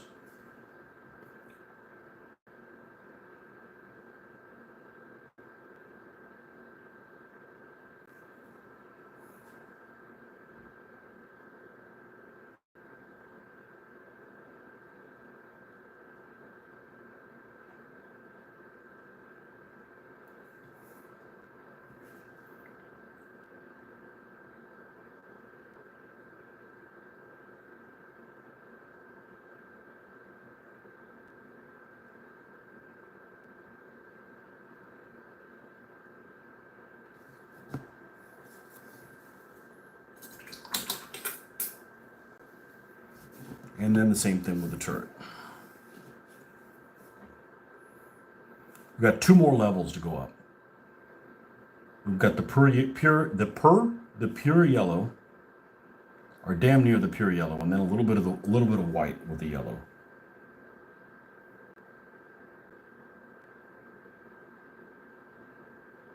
Start with a middle number, just for sizing wise. Makes it a lot easier.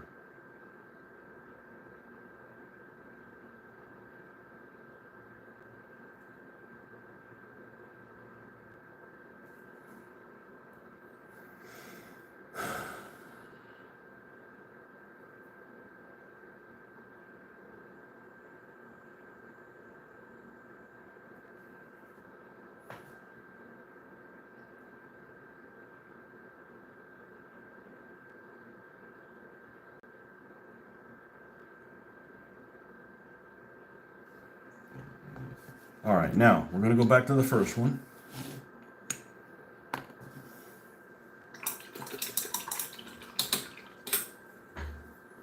Let's go ahead and get the white out here.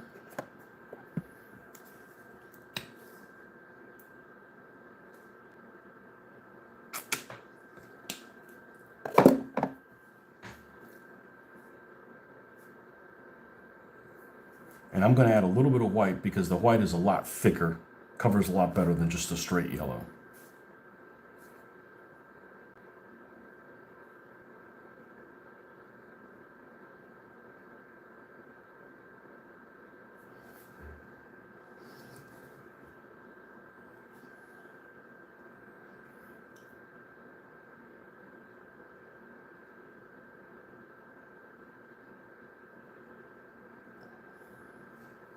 I'm actually going to add a little bit more of the yellow back in.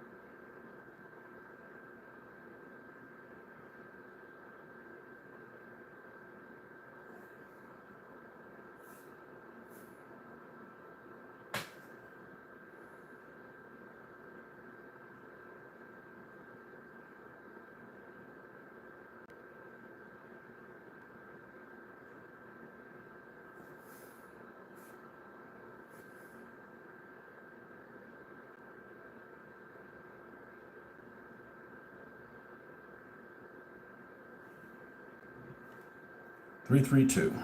All right, we'll do the other side. Third company, third platoon, second tank.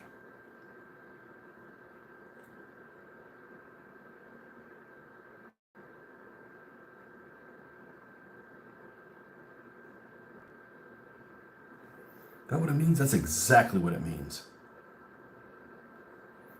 Precisely what it means.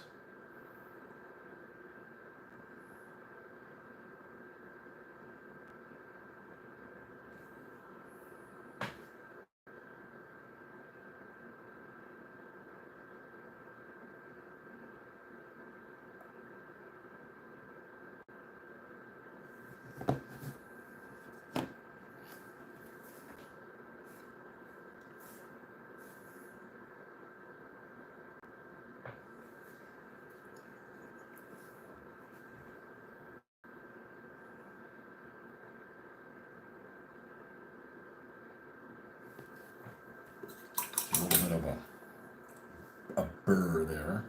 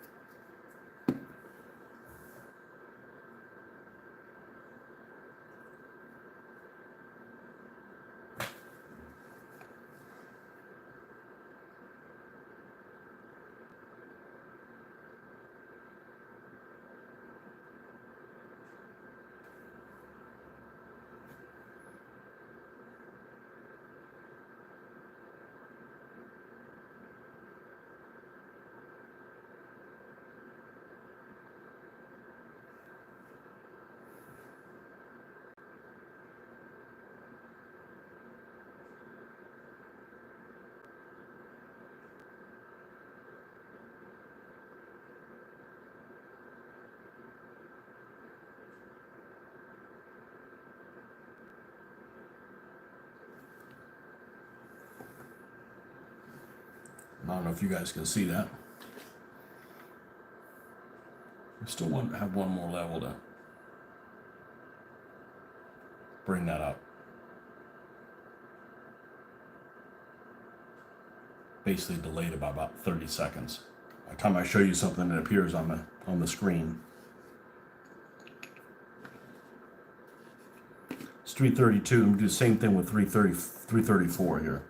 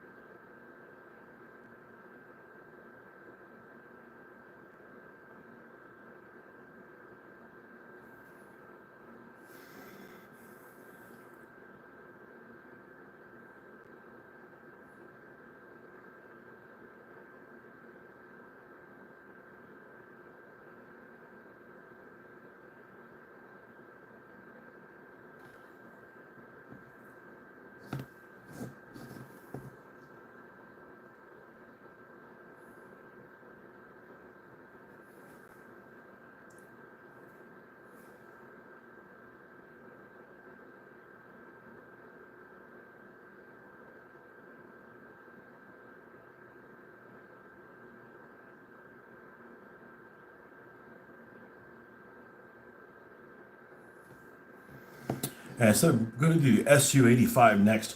I don't know. It depends how much we get done. I might actually do one of the wrecks next. One of those wrecks that I have. I got some tanks that are really bad shape. I have an Elephant that's in bad shape. I've got a King Kong M... What's the King Kong? M12? It's a big old self-propelled gun. I got a Comet that looked like I got hit by a battleship. Old Comets in pieces.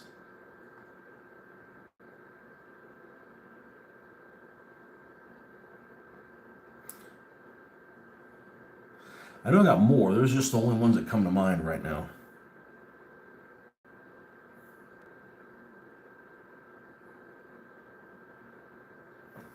I think I have a Sherman of some kind or another.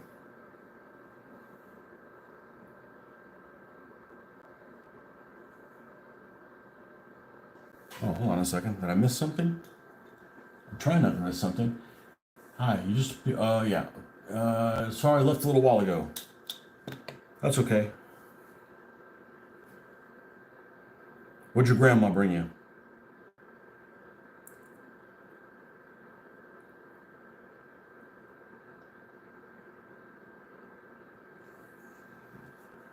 Three, 4.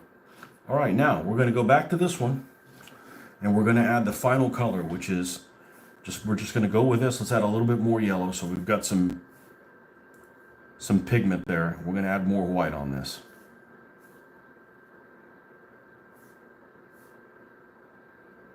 Almost like a creamy yellow.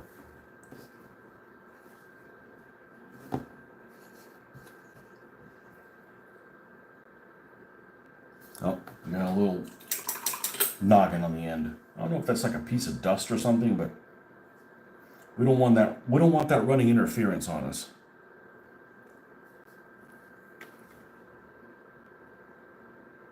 There we go.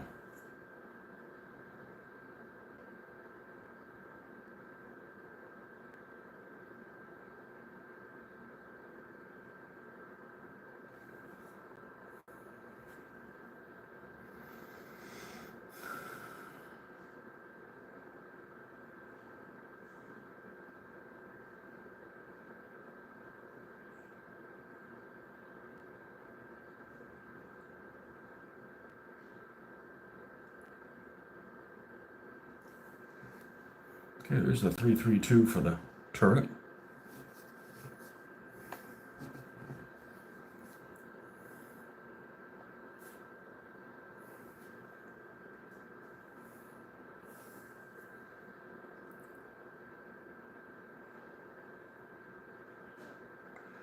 It takes so much effort. If you've never made a video, you may not know. It takes so much effort to make an edited video that's shortened just because the people have short attention spans. I'm like, look, we're just going to do everything live. If people want to follow along, that's cool. If you don't want to follow along, well, you just miss out on my free tips.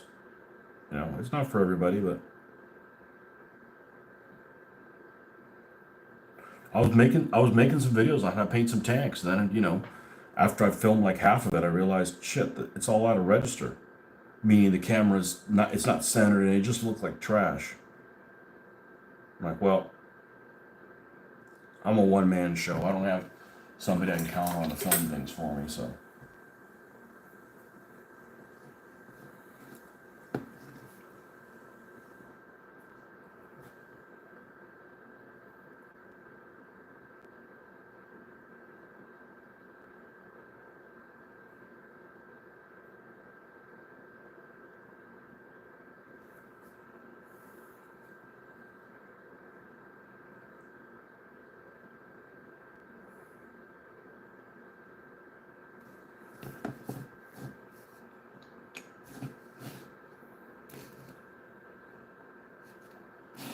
and then 334 here.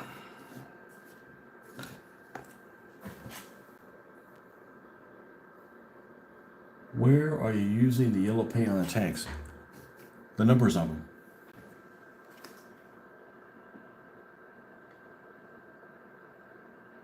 I can't tell whether that's going to be clear on the video. It's still not up yet.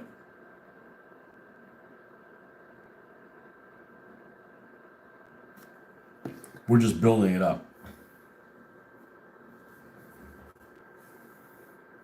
And, you know, I wish you guys could have a better view than you have, but I'm sorry. I can stop from time to time and show you. It's just real easy. You just got to take your time. I think it's real easy. You just got to, you know, realize that you're not going to get it right the first time.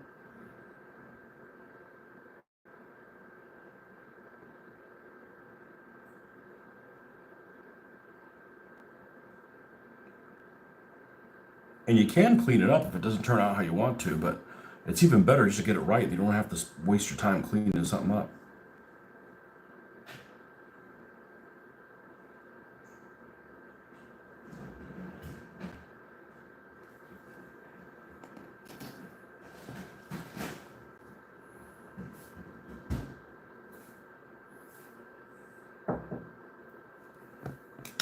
Hold on 1 second.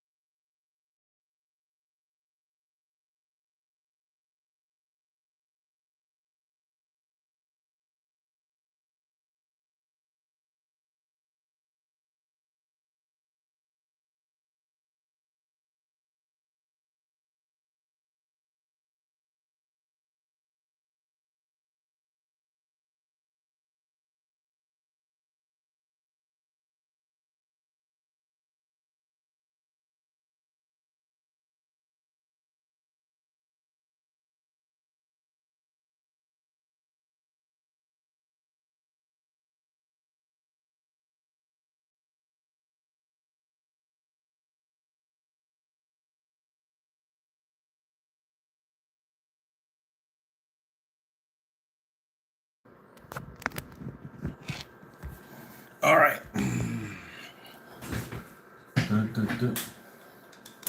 All right, so now we got to do the. Let's mix up another batch here. Yeah, it's really pretty thin. So if you, but not too thin that's going to run.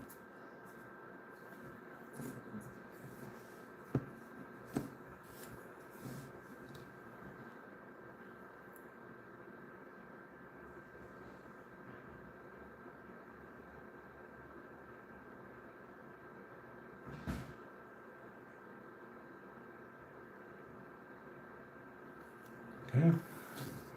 And these two on the side, and then we'll do the crosses.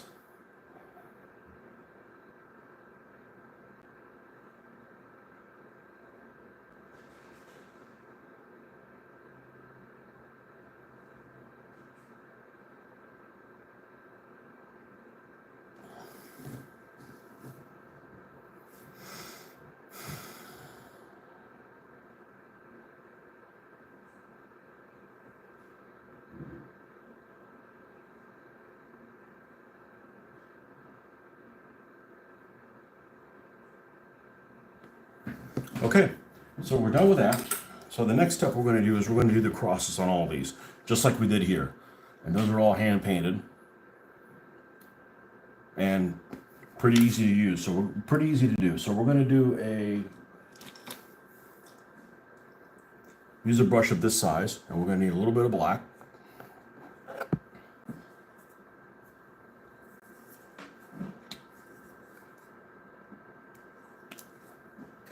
And let's mix up, let's put some fresh water in here.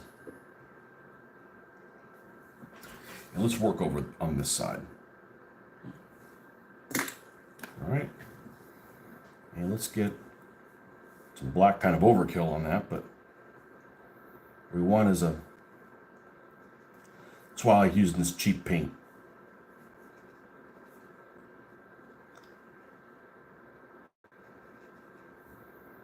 We're looking for like a medium to light gray. We're using this to use it as a guide. All right, and we want to put it up front there. We may vary it a little bit. But on this one, it's got to be here. There's really the only place it can go is right here. So we're just going to do a vertical stripe of this width. Come over here. And a horizontal one the same. All right, that one's done. Move over to this side. And on this tank, we're going to vary it a little bit. We're going to put it back here.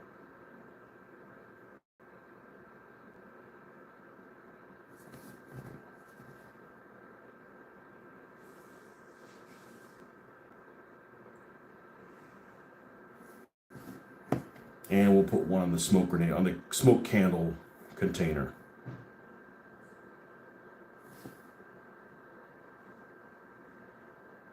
You always want to pull towards yourself. It's a lot easier to get it vertical how you're going to want it. Okay, and on this one,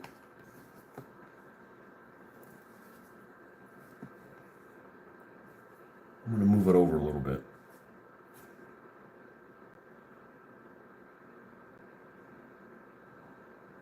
Put it like so.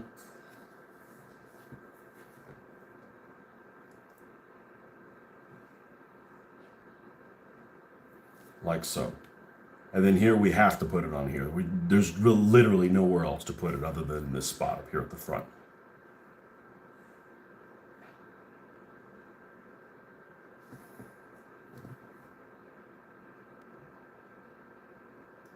That way you can put these the size that you want them as you paint them. You're not like, well, I don't have space to put this decal or wrap it over or spend time cutting it.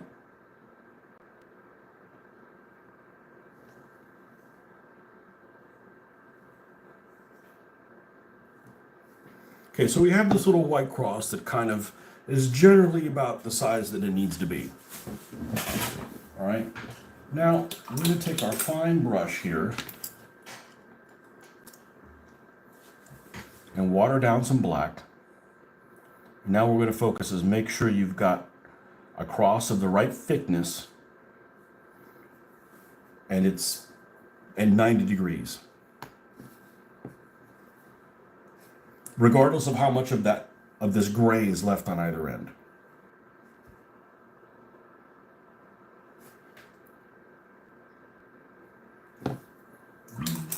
This doesn't look split. We can't have that.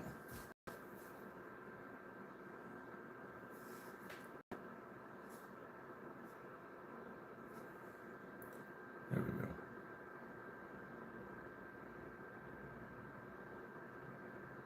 One stroke. You want one fluid stroke.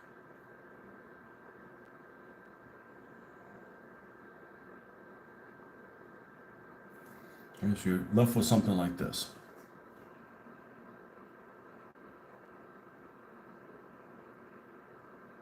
Okay. And we're going to do the same thing. Boy, the delay is, it's like a 30-second delay. It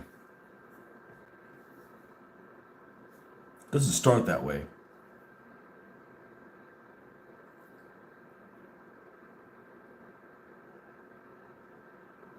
Same thing in these other locations.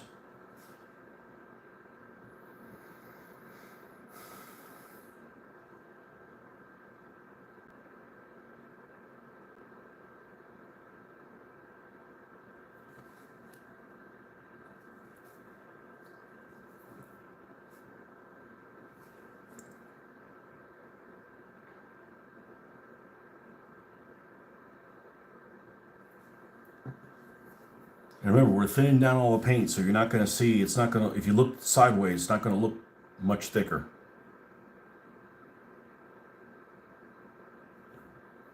All right, so we've got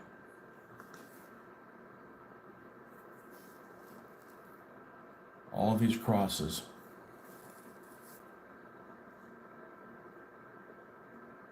Pretty even. Now we're going to come in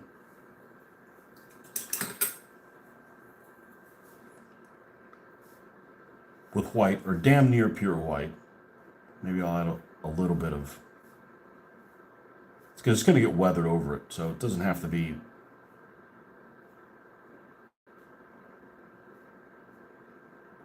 don't have to worry about it. Oh, it's going to look too bright. And then we're going to hit the corners.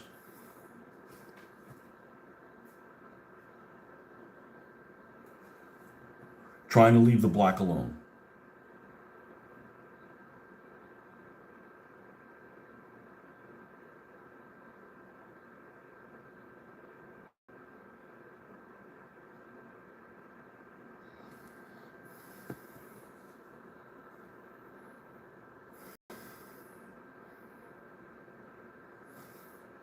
But the most helpful thing for you is just to pull towards yourself.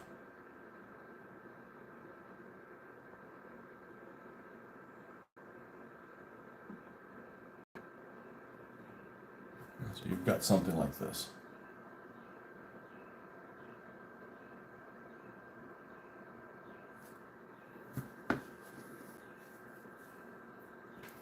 Turn it however it is that you need to get it on there. I'm not up to date on my history of the cross. What do they represent? Well, it's just a symbol that the Germans used. They used it in the First World War, and they modified it a little bit different for the Second World War.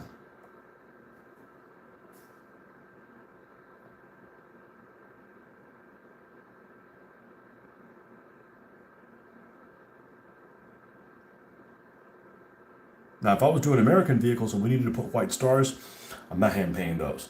Okay, I could, but man, that would take a long time.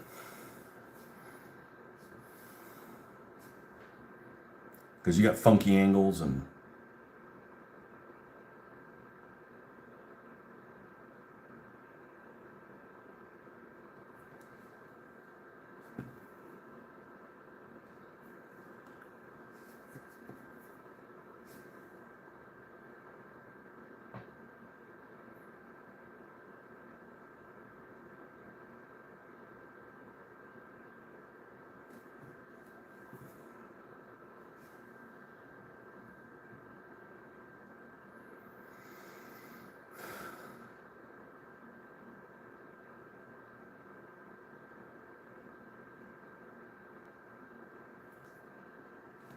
all right, we got something like this.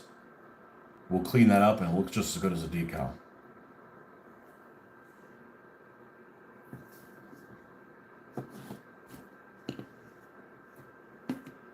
So the way we'll clean that up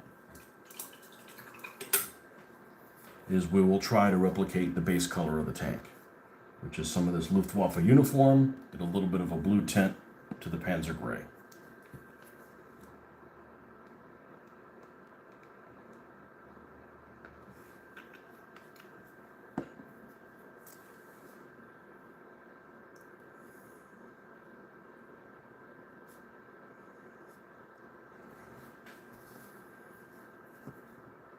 And all we're going to do is take those jagged edges and run across them so they end straight.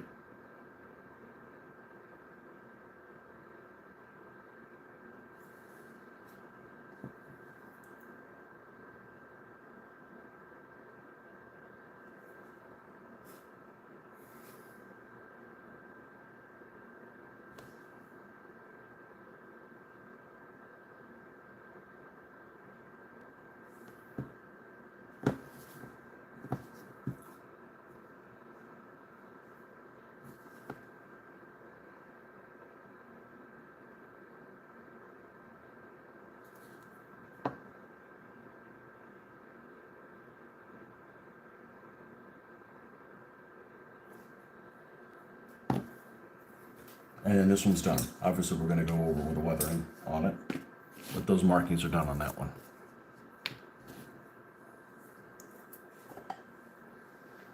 How's everybody doing? We got 5 people, 11 likes. It's a lot of likes, usually.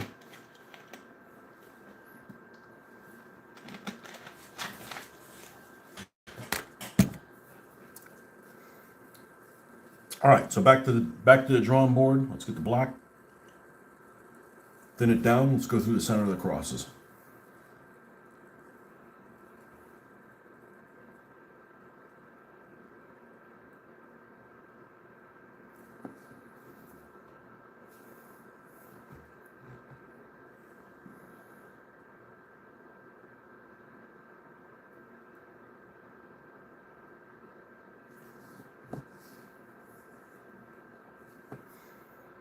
Any of you green stuff experts? You think the green stuff cures quicker if I put it in the refrigerator?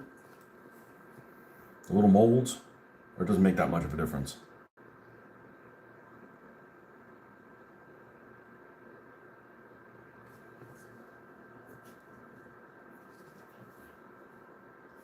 Green stuff expert. That would not be me.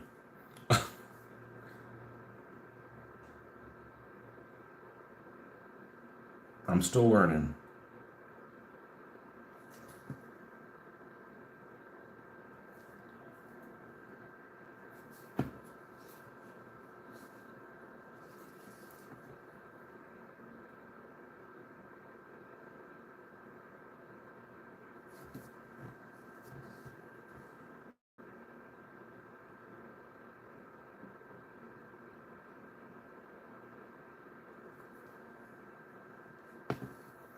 All right, once we got that down, do the same process. Get these little corners going.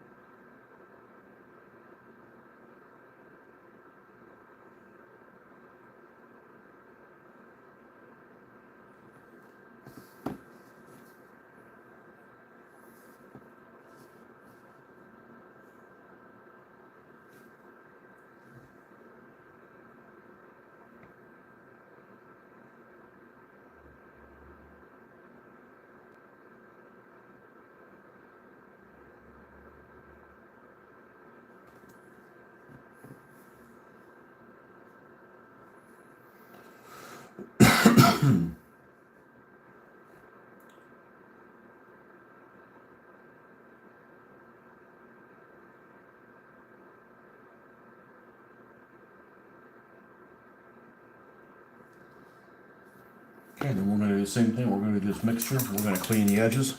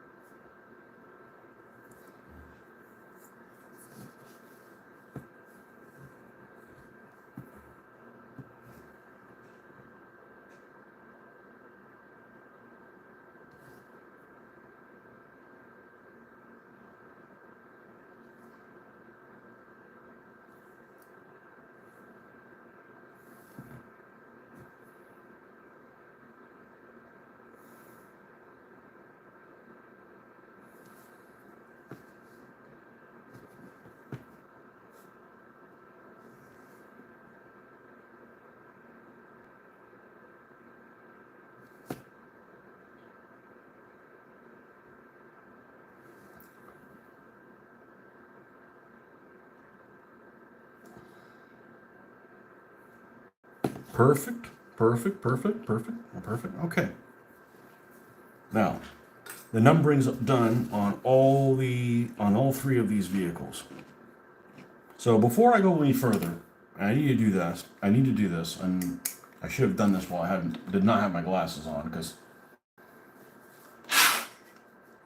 I know no work talk, but saw some Crips going north on 75.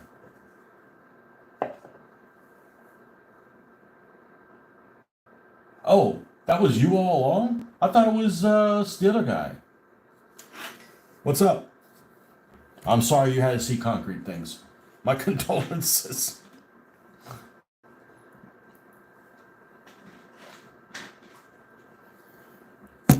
You'll find this amusing. I don't know if you're still on, Victor. You'll find this amusing. I had somebody that contacted me from one of the sites we're delivering to. And he said, "Man, these truck drivers have like an IQ of -7." I said, "Yep, and I've been dealing with them for 30 freaking years." The guy even said, like, "Yep." And I said, "And those are some of the better ones. -7, yeah. A negative IQ, that means they stand next to you to make you dumber. They're an IQ suck." All right, let me take a look and see if I can find what the top of the hatch here is. So I'm going to look at Panzer 38T Commander hatch. It's really a cushion. Let's see if I get any kind of an inclination on what color it would be. It's either going to be brown leather or black leather. It's definitely one of those two. I could probably use either one and be perfectly fine with it. I could probably do some in one and some in the other one, and they'd probably be fine with that as well.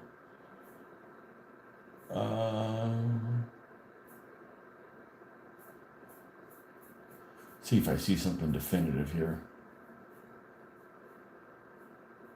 Cushion. Let's add color to the search.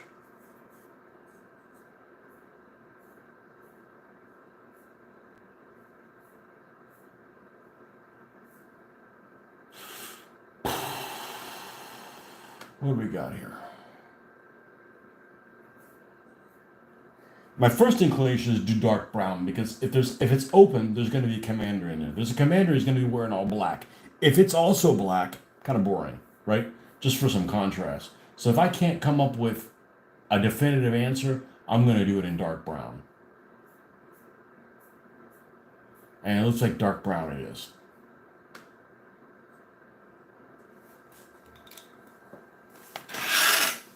So this one only has one. Do we have a brown that we already want to use? Well, I'm fine using the flat earth, or we can use one that's actually a leather color, which it doesn't make that much of a difference, because I'm going to add black to it. That's chocolate brown. That's also chocolate brown. Also chocolate brown. We need a lot of chocolate brown. Leather brown. It's almost the same color as the chocolate brown, except it has a little bit less red in it. Chocolate brown actually has a fair amount of red. Let's go ahead and put this down. We're going to go to a bigger brush. We don't want to use these little ones unless we're performing miracles. I'm going to save our miracles for when we need them.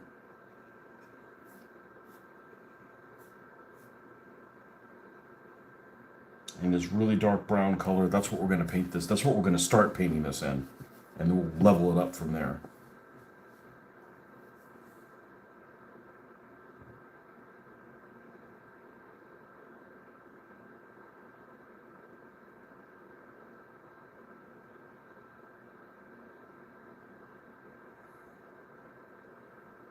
Yeah, I don't want to do work talk. Work's not worth talking about.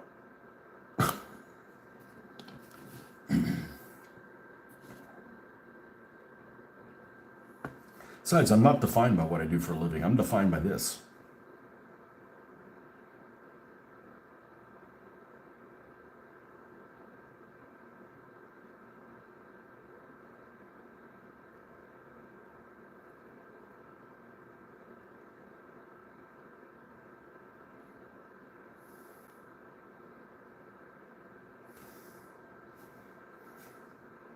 It's sticking a little bit. And you probably need to add a little bit more water.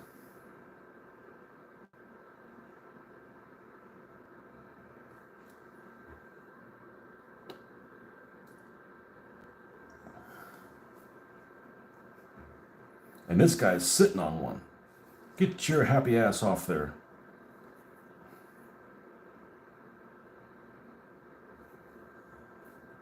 Let's move.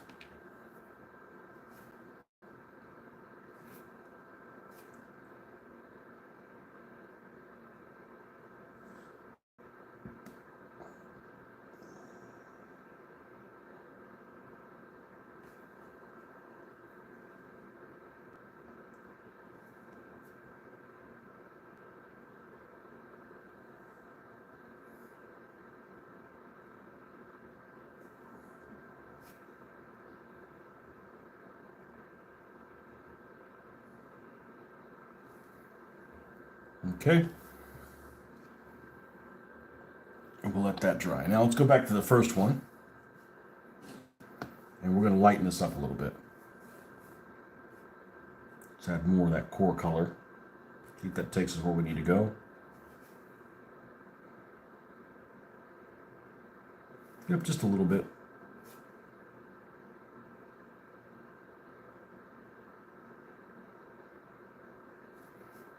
And then the next level up will be add a little bit of white.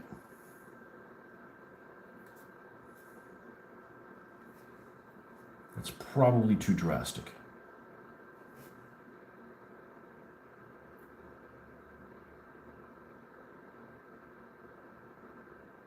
And probably too wet. Let's go do let's catch the other ones up.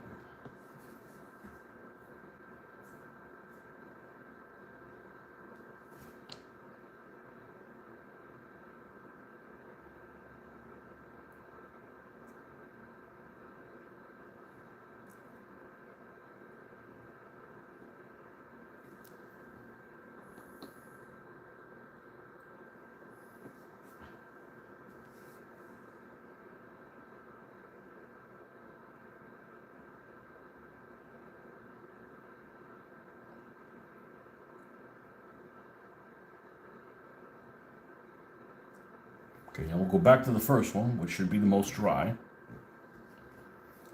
And let's bring it up a tiny little bit more. And then that's where we're going to stop.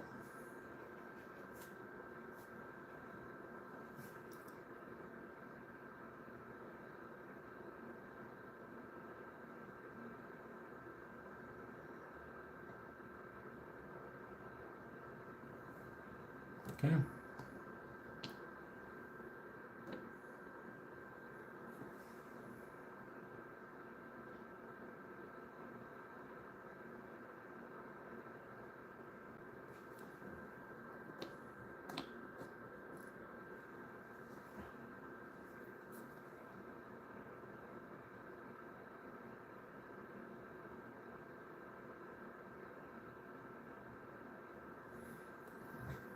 Okay.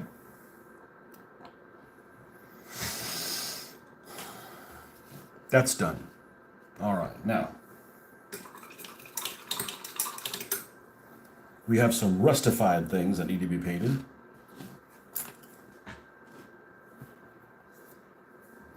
And what did we do for the crew hatch? The crew hatch, we just ended up like doing the watered down black on it.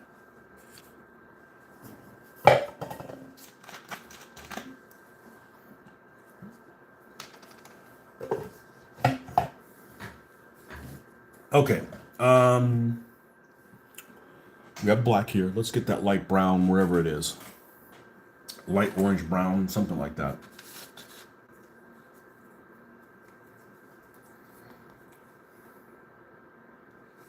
You got some parts on here that are always going to be rusty. That's the exhaust. Like I've said earlier, it's painted. It's painted out of the factory. It gets really, really, really, really, really, really, really hot. Really hot. Which means the paint just like falls off of it. And then you don't have any protection. And then the rust does its thing.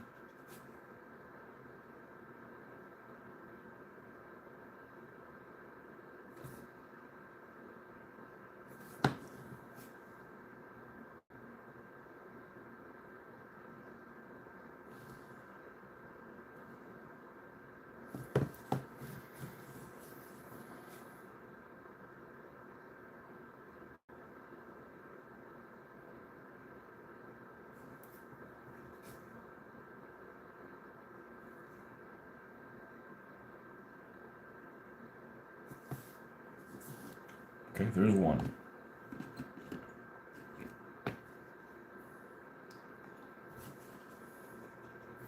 We can move the turrets off to the side.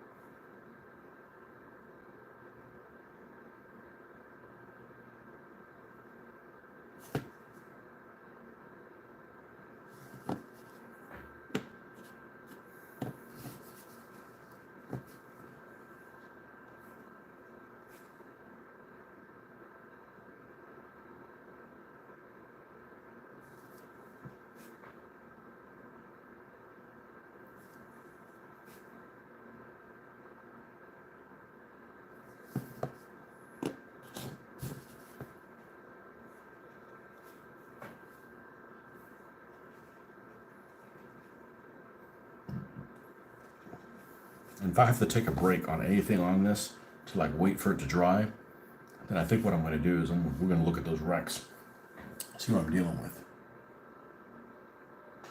These are actually resin. So these are, I had a Facebook friend, and you know what that means. It means somebody you've never met, but you met him through Facebook through the hobby that I have. And he lives in Spain, and he found out I was going to Spain, and he wanted to meet up.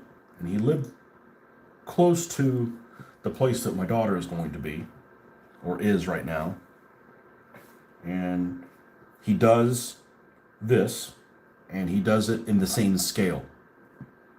So that's actually really unusual, because this scale is not a scale that most people do anymore. It used to be really popular, and then all the young nerdy kids do a different scale now.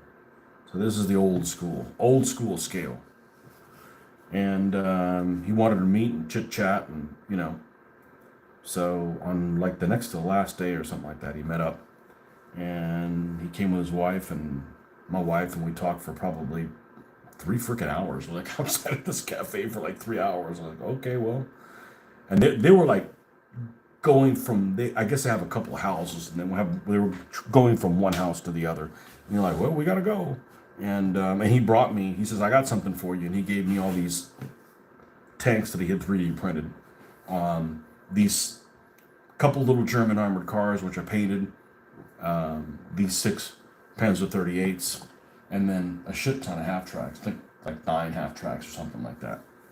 So we've been working on them in between the other stuff. He was nice enough to give them to me. I figured, well, I can get a rise out of him, or give him a rise by seeing his stuff painted. That's the least I can do, and it's stuff I want to do anyway. It's not like, great, you gave me something I don't give a shit about. It's like, no, you gave me stuff that is cool. And yeah, we just kind of been working on this along with the other stuff that we're doing. And since we don't really have an agenda or a time that we need to get this stuff done by, as long as we're working on something, the therapy works. So they're actually resin prints. So they're light gray in color. I guess you can see a little bit of it there. But the resin prints, they change a lot depending on what resin you use. The resin that Jose uses is pretty brittle, and so you got to be careful with it. The other 3D printed stuff that I bought from Iron Horse Collectibles is very rubbery. So like the tracks and stuff, they'll flex a little before they will actually break. So they're more forgiving. But that's unusual. I've never seen resin is normally like freaking rock solid, So, and then plastics vary a lot too. Sometimes you get plastics that will sand really well, and you get some that are just brittle as hell. You got some plastics like those ones from Pegasus, those Panzer, those The Tiger 2s, the King Tigers that I got from Pegasus, the worst plastic I've ever seen in my life. It won't even, the cement won't even glue them. I had to super glue them together.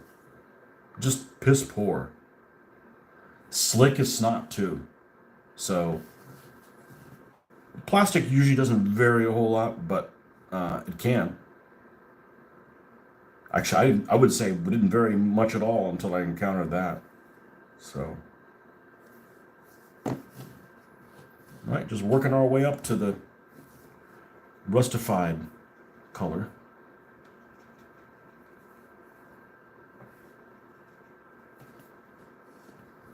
And I've really gotten in the hang of just painting the decals. Forget looking. I mean, I'd spend hours looking for decals. Be on my phone, like, all right, who makes decals for 12th Panzer Division or something like that? Like, no, those aren't right. And then just come up empty-handed. Like, I know what I'm looking for. Does anybody make it? Like, just freaking paint them yourself.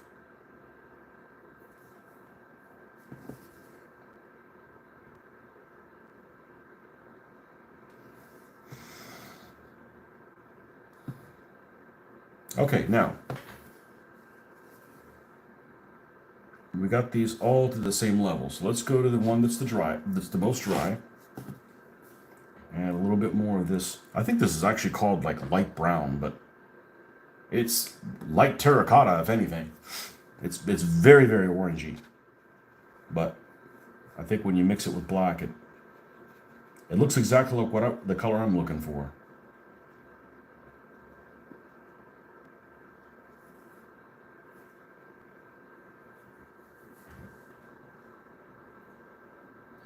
They sound heavy. They're actually not heavy at all. This is heavy as shit. This one's metal. This is, good lord. I mean, this weighs more than. I mean, it's so heavy. It's so damn heavy. And a pain to put together. I had to use epoxy. And the finish on it is really, it almost looks furry. And it's an old mold. And this is the same tank, but man, I had this thing a long time. We'll repaint it. Maybe we'll do that one in winter or something.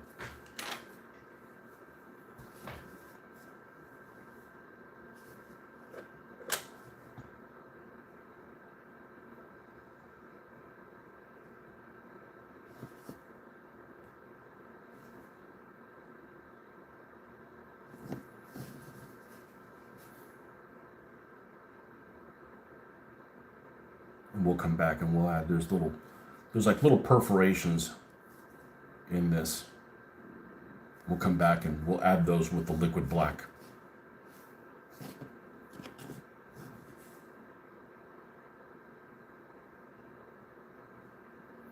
And then after this, it's liquid black time.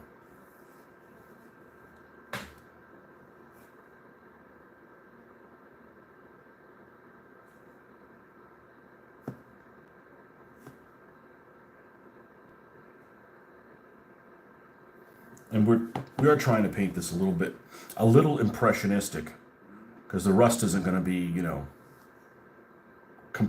rusting completely even across the surface.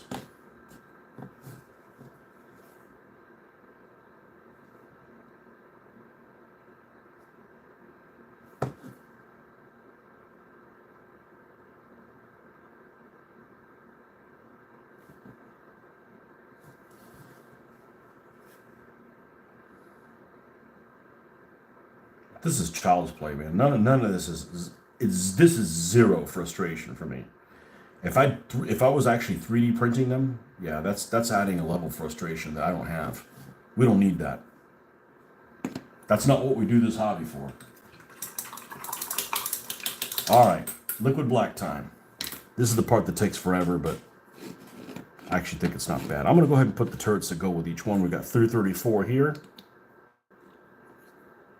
322, I'm sorry, 332, and the command one, 331.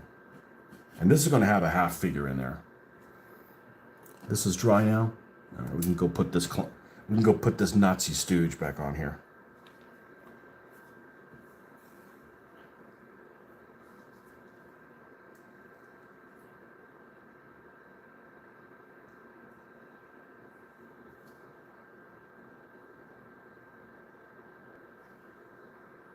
Okay.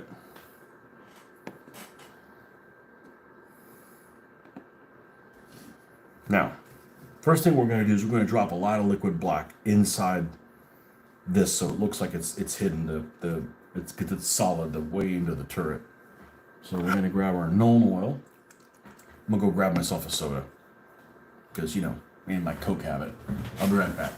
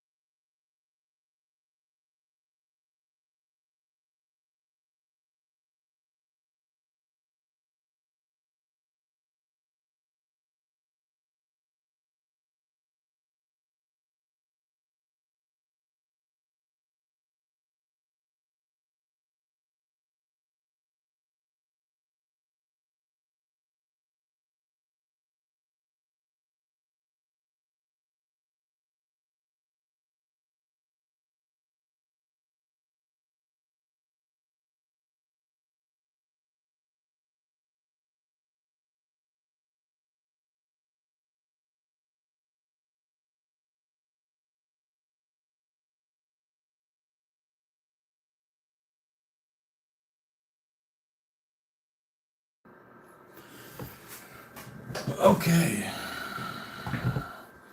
It's too late for caffeine. Not for pro levels. So I could fall asleep with caffeine. The problem is every 15, 20 minutes I wake up.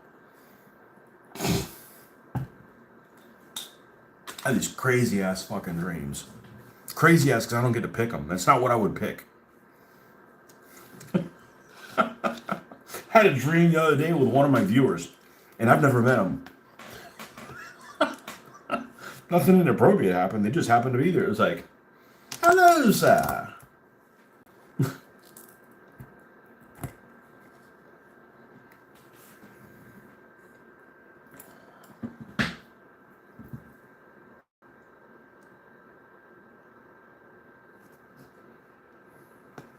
All right, we're gonna drop.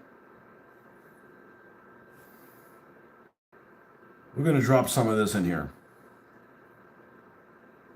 Let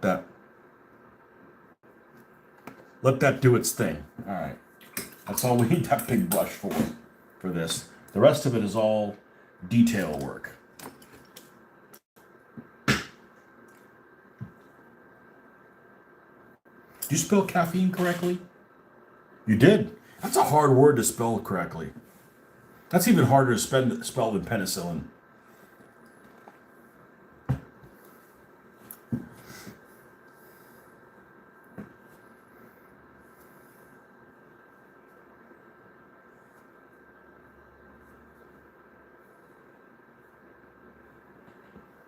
All right, here we go. It's too thick. It's too thick. It's reaching its half-life now. Let's go back down to this one. It's too thick.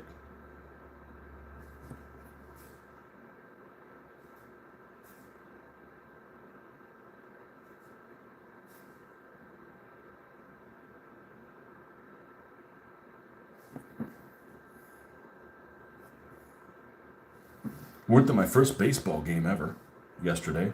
That was fun. Mainly because the seats we had were freaking amazing.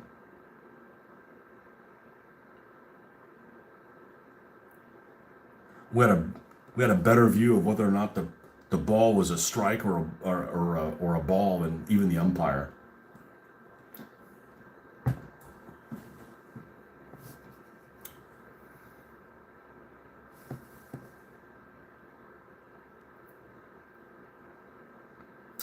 It's a bit stressful to drive into town at that time, though.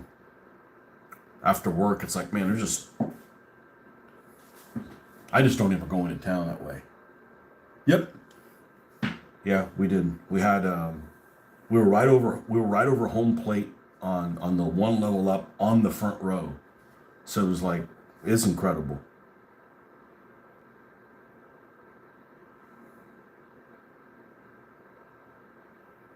But the one thing that surprised me is like they'd start playing and it wasn't like a big announcement. It was like I was actually surprised how quiet it was. The whole thing. Except for the trailer trash redneck woman that was sitting behind us. And she had a lot to say. They always do.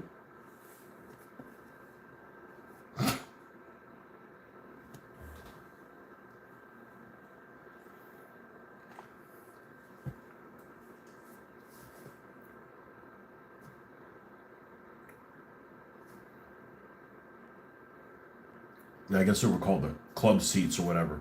Like that's the problem is anytime I've gone to that or I've gotten those club levels and it's like, man,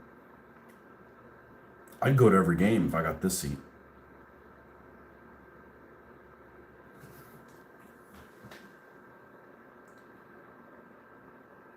We're wanting to go watch some hockey. Man, I went to go kicking it like it's either 1991 or 1992. It was like the first or the second year that the Lightning were around. Might have been 93. It was one of those years.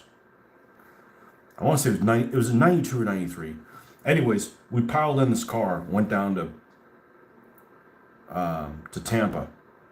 And at the time, they were playing at the fairgrounds. I had a great time. You know, the good thing about watching hockey is it's always air conditioned, right? Or the ice would melt. So you're not uncomfortable.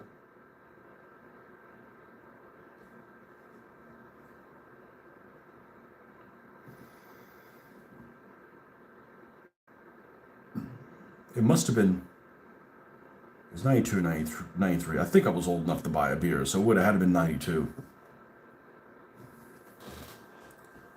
Beer never hurt anybody. Why can't you have a beer?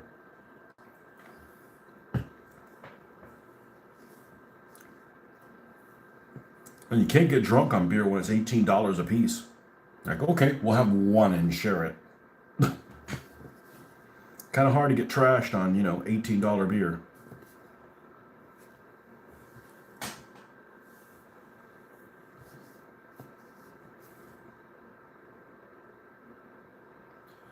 Where the Lightning play now is really nice. Have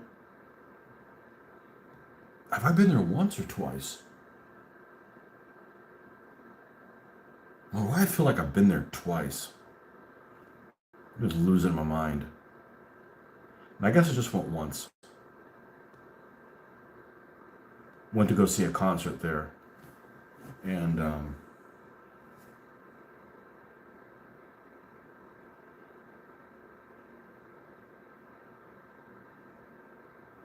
Man, the thing about going to see a concert is you gotta go to a venue and you gotta go see a concert at a venue so that you have a good idea when you go to see a concert there at that venue again what your seats are like because you can watch all the stuff in the world, a view from my seats. There's like there's like a website where you can do that, a view from my seats. You enter your, and they don't have every seat, but you can kind of get an idea of, okay, how far away the stage is and all that kind of stuff. You that you can just throw that out the window. It's like it's somewhat useful, but not really. Not until you're there can you know do you really know what it's like. So, Guns N' Roses. No, we want to go see Iron Maiden. My brother wanted to go see Iron Maiden. Was it last year? Year before last.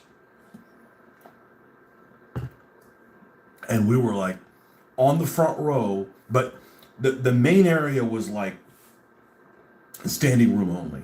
Okay, and then you had areas that like the stage was here and they were along the side. And like you don't know, like at some point being too far along is, you end up looking at this and you don't know that. But we were like the second one over. The seats were great.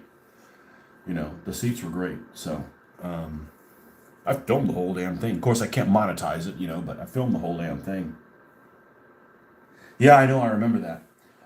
What was really cool was all the inflatable things that they had. They had all like the backdrops for all their stuff was really really good.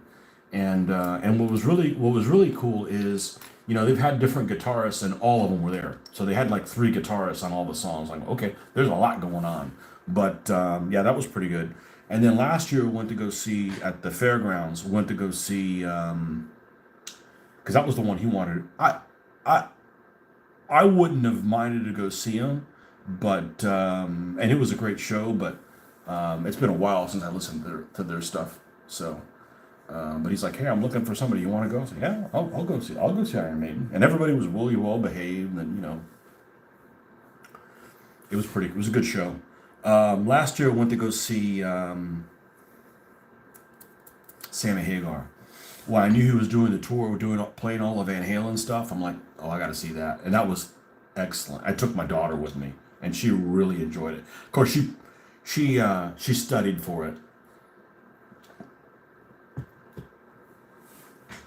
but the seats are some of the concert seats are ridiculous to what they vary from. They can vary between $20, $25, and like $3,000. I mean, it's just like an incredible difference.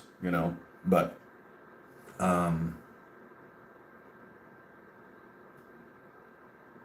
let's just say I didn't spend $3,000 on the tickets. Still a couple $100 a ticket. It was worth it. It was a great show. Last time I went to Aerosmith in Vegas. It was amazing. Are they still touring, or are they like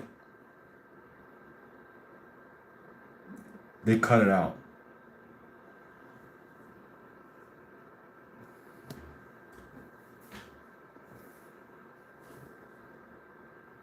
In Vegas. Never been to Vegas. Came really close to going one year. And what happened? Was it COVID happened? Maybe COVID happened.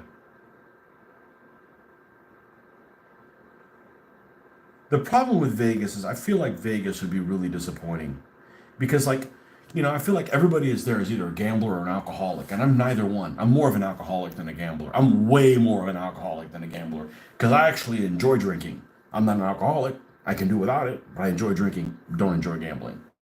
So,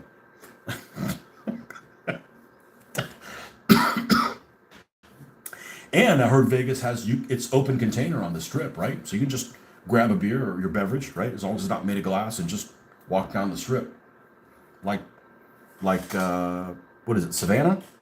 Yeah, Savannah's freaking amazing. Like I'll take a beer to go, and you have a beer to go, and you don't misbehave, because it calms some of us down.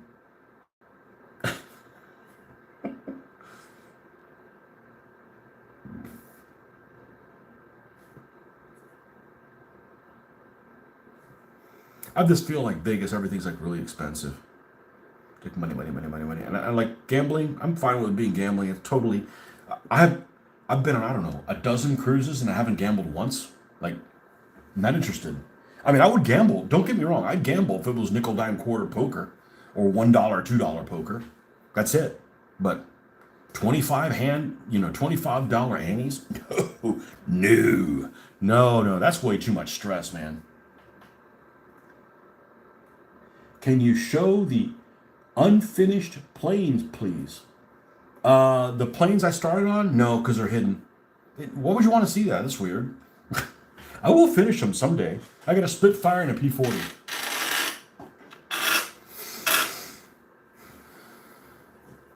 No, they're tucked away. You've gotten into blackjack. I just don't feel like there's enough going on. Like there's just not enough to think about, you know? I played blackjack one time. Went to this resort in Puerto Rico. Would have been in what? About 2008, 2007. And they had a casino there. And they had one table that was $5 ante table for blackjack. And of course, everybody was waiting on that one. That one was full. A few people at the $10 one. 25, like nobody was there, right? So you just got one dealer just sitting around like, I wonder why nobody's coming to your table. Because, that's a whole lot of money. That's shooting a big load for a tiny little amount of time. Like, it just doesn't make any sense. So I'm like, oh, okay. I'll go in with $100. Doesn't matter if I lose or whatever. Just $100, and we'll do it. Well, $5 a pop. That's not too many hands, right? So I'm playing against these people, and I realize, and I've encountered this on people on the cruise.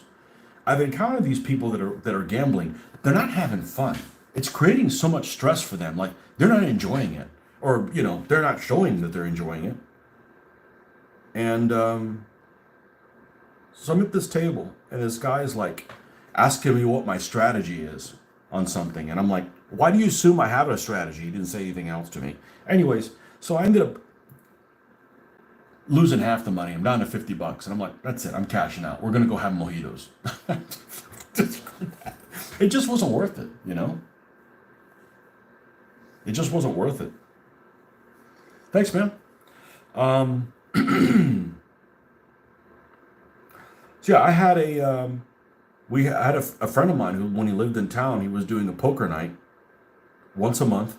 Everybody would win $20. Everybody would bring in $20, and it was just somebody won, and just went to somebody else's hand, right? It wasn't like it's at my house and I get 10% of everything. No, it was just like everybody brought their own booze if they wanted to.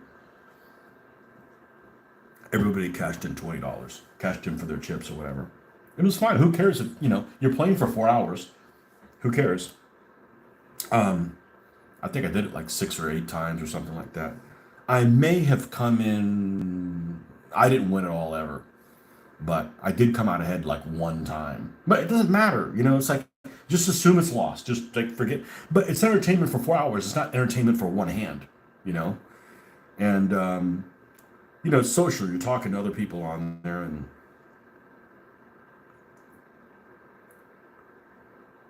Darren went with me one time, and he ended up cleaning house. I think it was the one time he went. He may have gone twice. I don't remember, but he cleaned house because he had this one guy who had an ego issue. And I mean, I don't gamble, but I play games that involve taking risks and gambling type things, even though it's for no money. And like, I don't like taking risks. And this guy was like, sometimes you're not going to win. Somebody's got to win, and sometimes that's not you. Okay, that's just luck of the draw. And this guy had like an ego issue, like I'm so and so, and I'm somebody important, and I'm going to be. And he was somebody of an he was a somebody of somebody's of somewhat stature that I didn't know who the fuck he was. I mean, because he's. But anyhow, so he was like, and at $20 a pop, Darren took him in for over $200. Sucker. Went down to the Hard Rock with Darren. Oh, hold on a second. Let me see what we got here. Yeah, well, Darren walked in with 200, walked out with 600. Darren brought even. Well, you know, Darren broke even. You know why you won money. Because you know me. Because everybody that knows me, I mean, I only know winners. Everybody I can, oh yeah, I win all the time. A neighbor at the old house, right? He used to go on cruises a lot. He ended up moving around out, but he used to go on cruises all the time. And he said, hey, they comped me this cruise so I could gamble. You know what that means? He's a big fucking loser, right? They're like, man, get this guy to come over. We can clean house with him. Right? Like, I don't gamble on a cruise, but I want there to be gambling on the cruise because it makes like my cruise cheaper.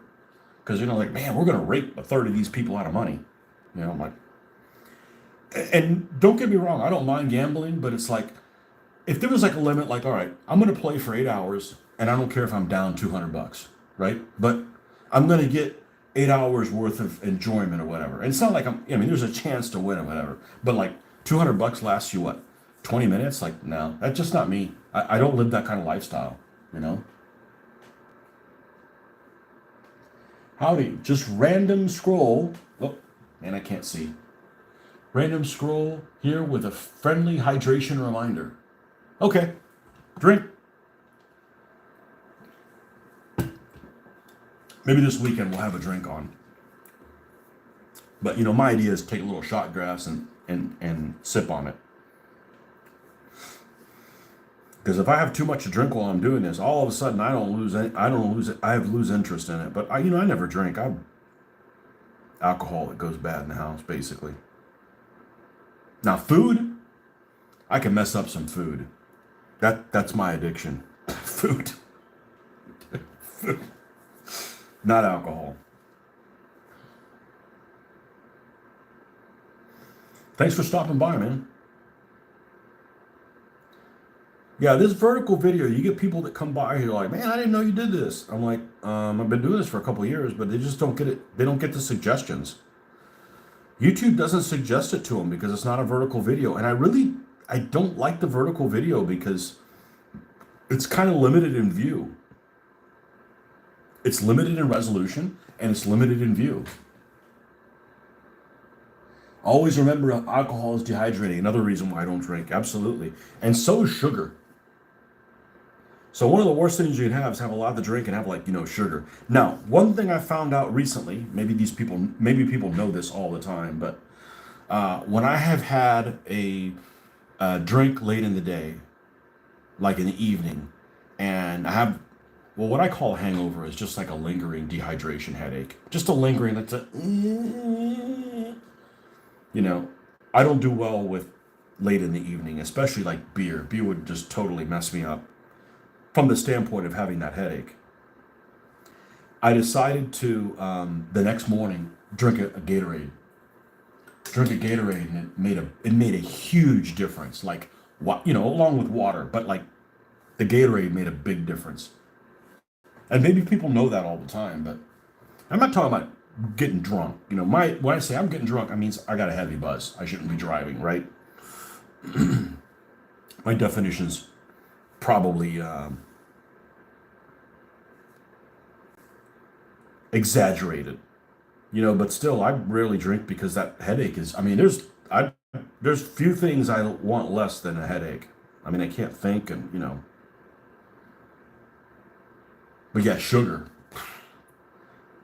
I'm not used to having sugar, so if I get a hold of something and I have too much of it. I'm not talking about like fruit, like the sugar that's in a fruit. I'm talking like sugar that's like in the, I don't know, too much ice cream or something.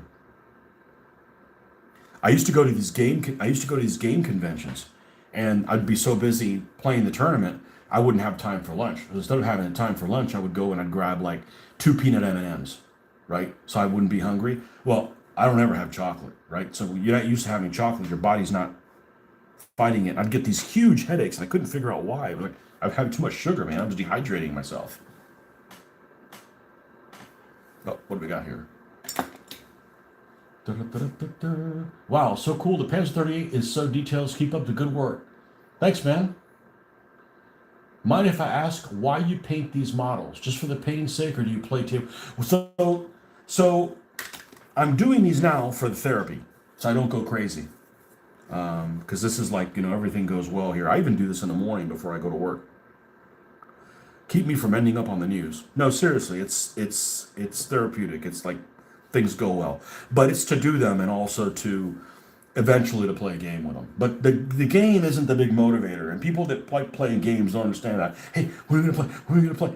I'm like, I don't give a shit when we play. Okay, because it's just it's not really the objective.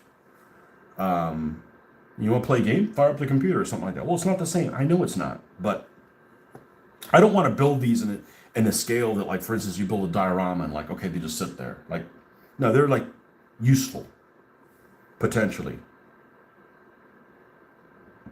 But this is my therapy. You do this, and it goes well every time, and then you go do something in real life that's frustrating, and at least you started the day off correctly. Seriously, that's why I do it. So, um,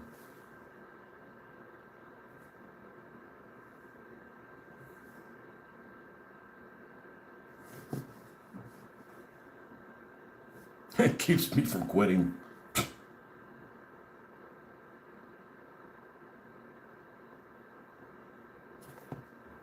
And then maybe, and allows me to talk shop with people that have this interest, which, I can't talk to anybody about this at all.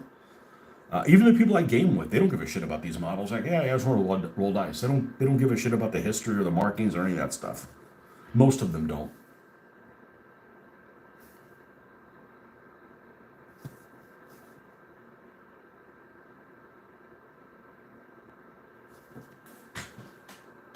I definitely get the relaxation that's coming from painting.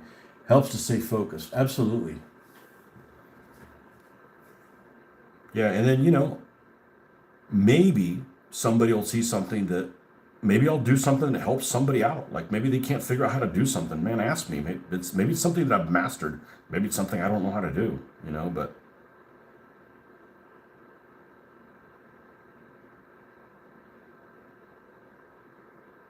this is a great hobby. I mean, it's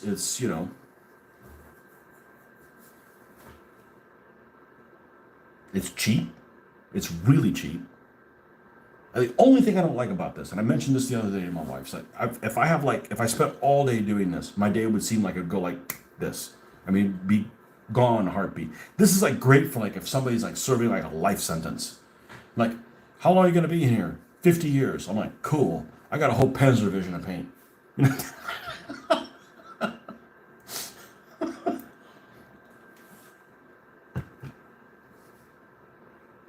You just got to make sure you get solitary confinement, or have your cellmate will want some attention from time to time. That'll really throw your game off.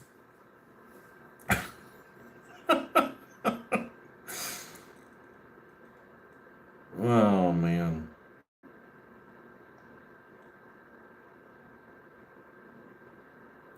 Some people play video games. I don't find video games are fun. They're not stress relieving. They're stress causing. That doesn't mean I dislike them, but like it's not the same thing. You can't compare this to like, oh, I'm gonna fire up some Grand Theft Auto and play that. Man, they're always screwing with you. Like, man, just leave me alone for a second. Nope, you can't get a big shout out with that name. Pick a bigger name, man. Stop overcompensating.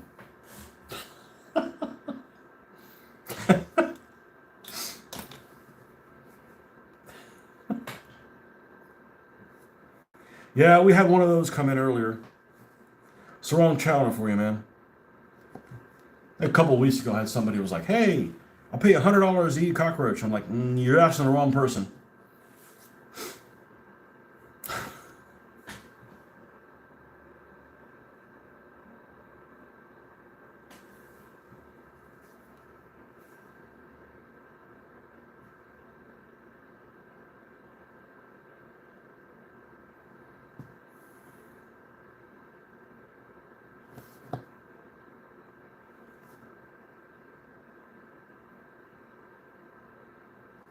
With a handle like that, though, the perfect response would be to take something from Monty Python and the Holy Grail, like what the French said. I already got one. It's very nice.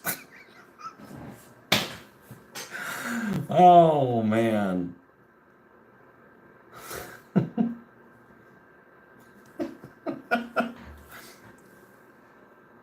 Have a blessed night and keep doing what you love. You too, man. That's what it's all about, man. Your hobby should be about something that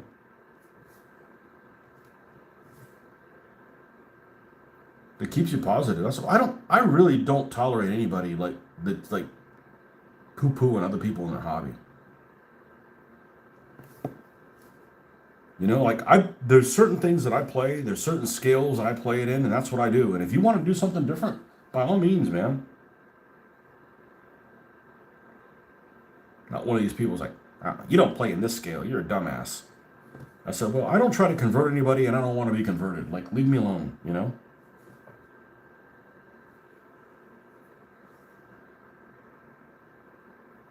I mean, this hobby could be the thing that keeps somebody from turning into a serial killer. I'm not talking about myself. Serial killer sounds a bit like they don't get to pick who they're going after.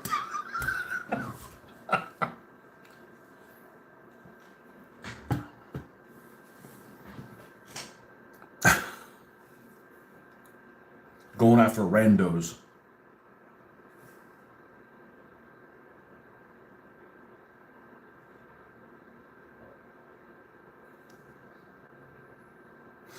All right, let's check the sides here. This one's good. We got all the little spots we need there. Flip to the back. Of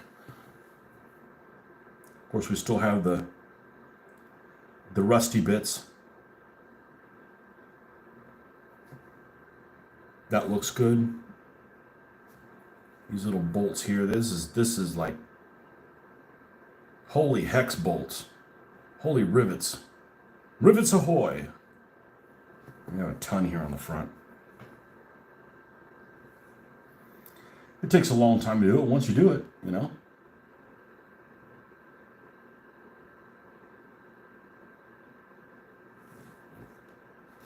don't have to do it again. Do it right the first time.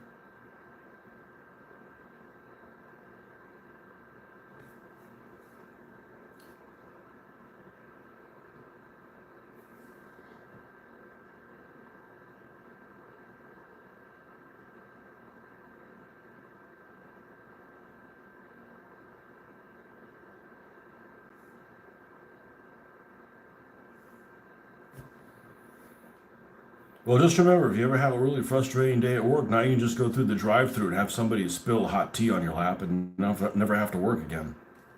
Sounds like a pretty good deal to me.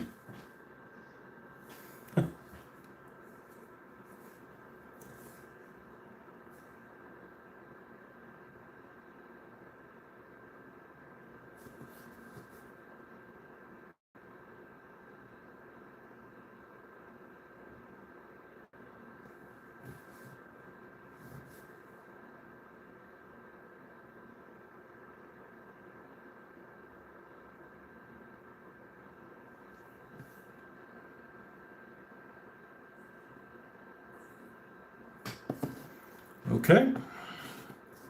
Now let's move to the turret. We got all kinds of fun stuff there. I'm going to go ahead and mount this on one of these for enhanced mobility. There we go.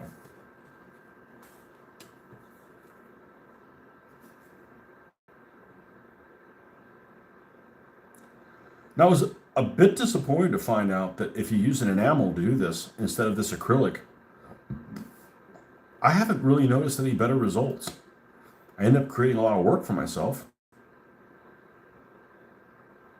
because then I got to cover this whole thing with a clear coat, with an acrylic clear coat, and then put the black enamel on it.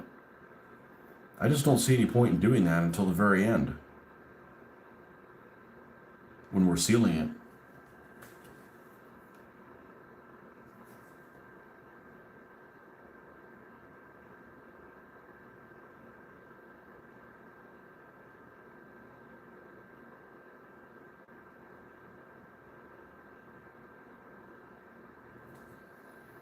But I'm not really looking for ways to make the process I already do take even longer.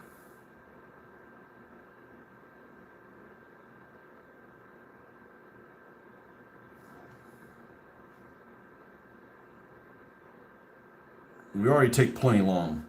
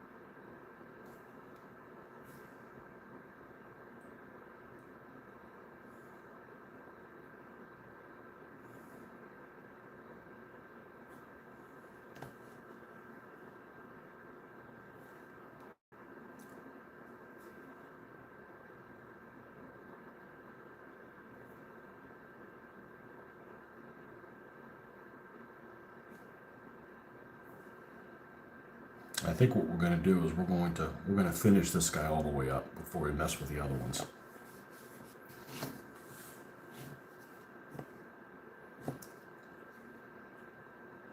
We're going to finish this guy as far as it'll go, and then we'll go and finish the other ones as well. Otherwise, you're going to, I don't have anything finished. I don't have anything finished. I don't have anything finished on the last day. It's like, boom, I got 3. Like, what? All right. So at this point, what we would do is we're going to take Iraqi sand and get a really light dusting over all this stuff.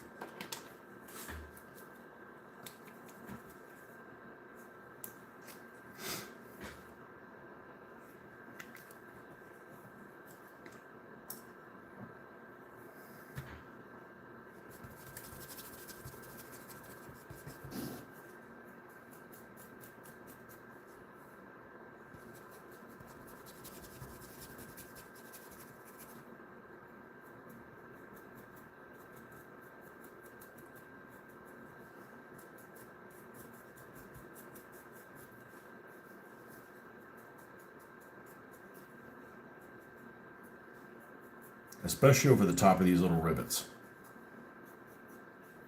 and the edges and things like that. It's a shame to have all this detail on this and then you can't see it at a distance. It defeats the purpose altogether.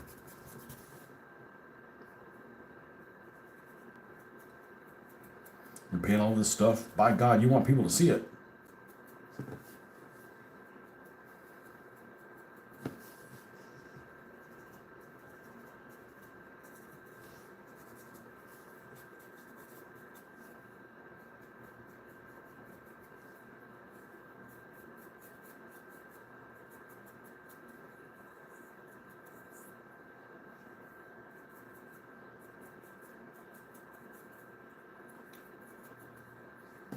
Okay, do the same thing with the turret.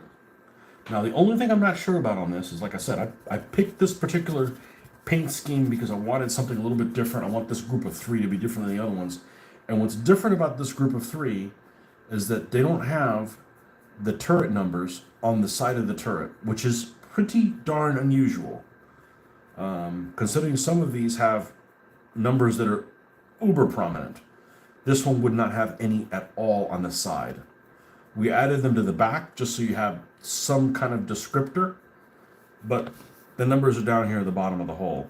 That's at least the example it is. So I'm not sure that I'm going to like how it looks, but it could be easy enough fixed by putting this same size number here in the middle of the turret and then taking these off the bottom.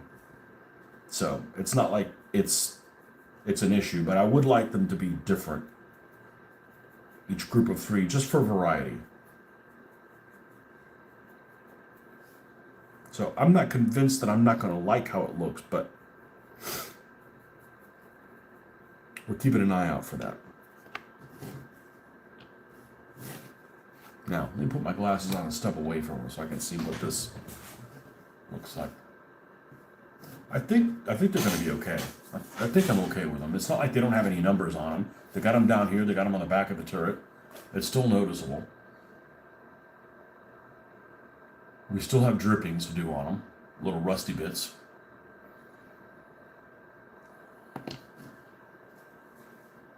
Okay. So after that, we're going to go ahead and get our gunmetal color.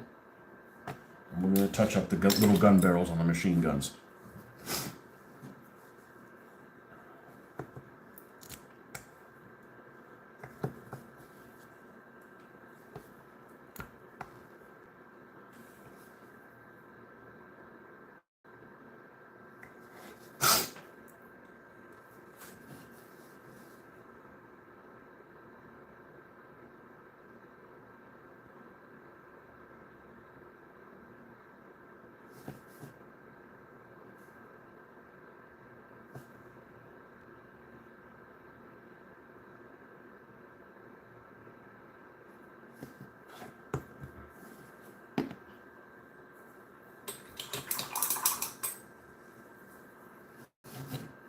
Now, what do you got in the accoutrement category?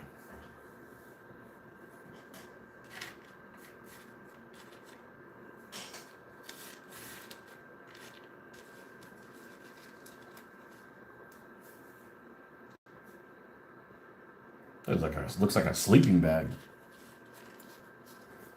This looks like a yoga mat.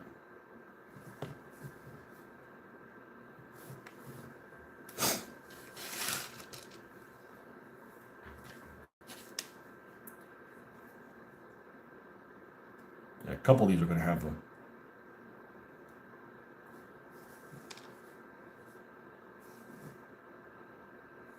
spare wheel back here. Never know when you're going to need one of those.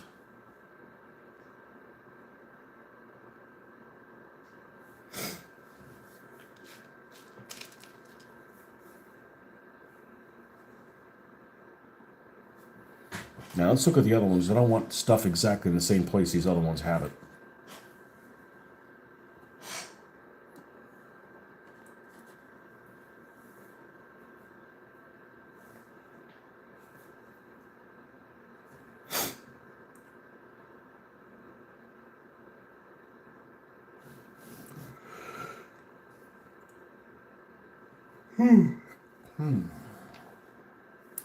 I'm actually going to go ahead and call it a night. Just after 9. We've been on here a while, haven't we? Yeah. So, yeah, been on here for a while. So, all right, folks, thanks for coming by, and we'll see you guys on the next one. Bye-bye.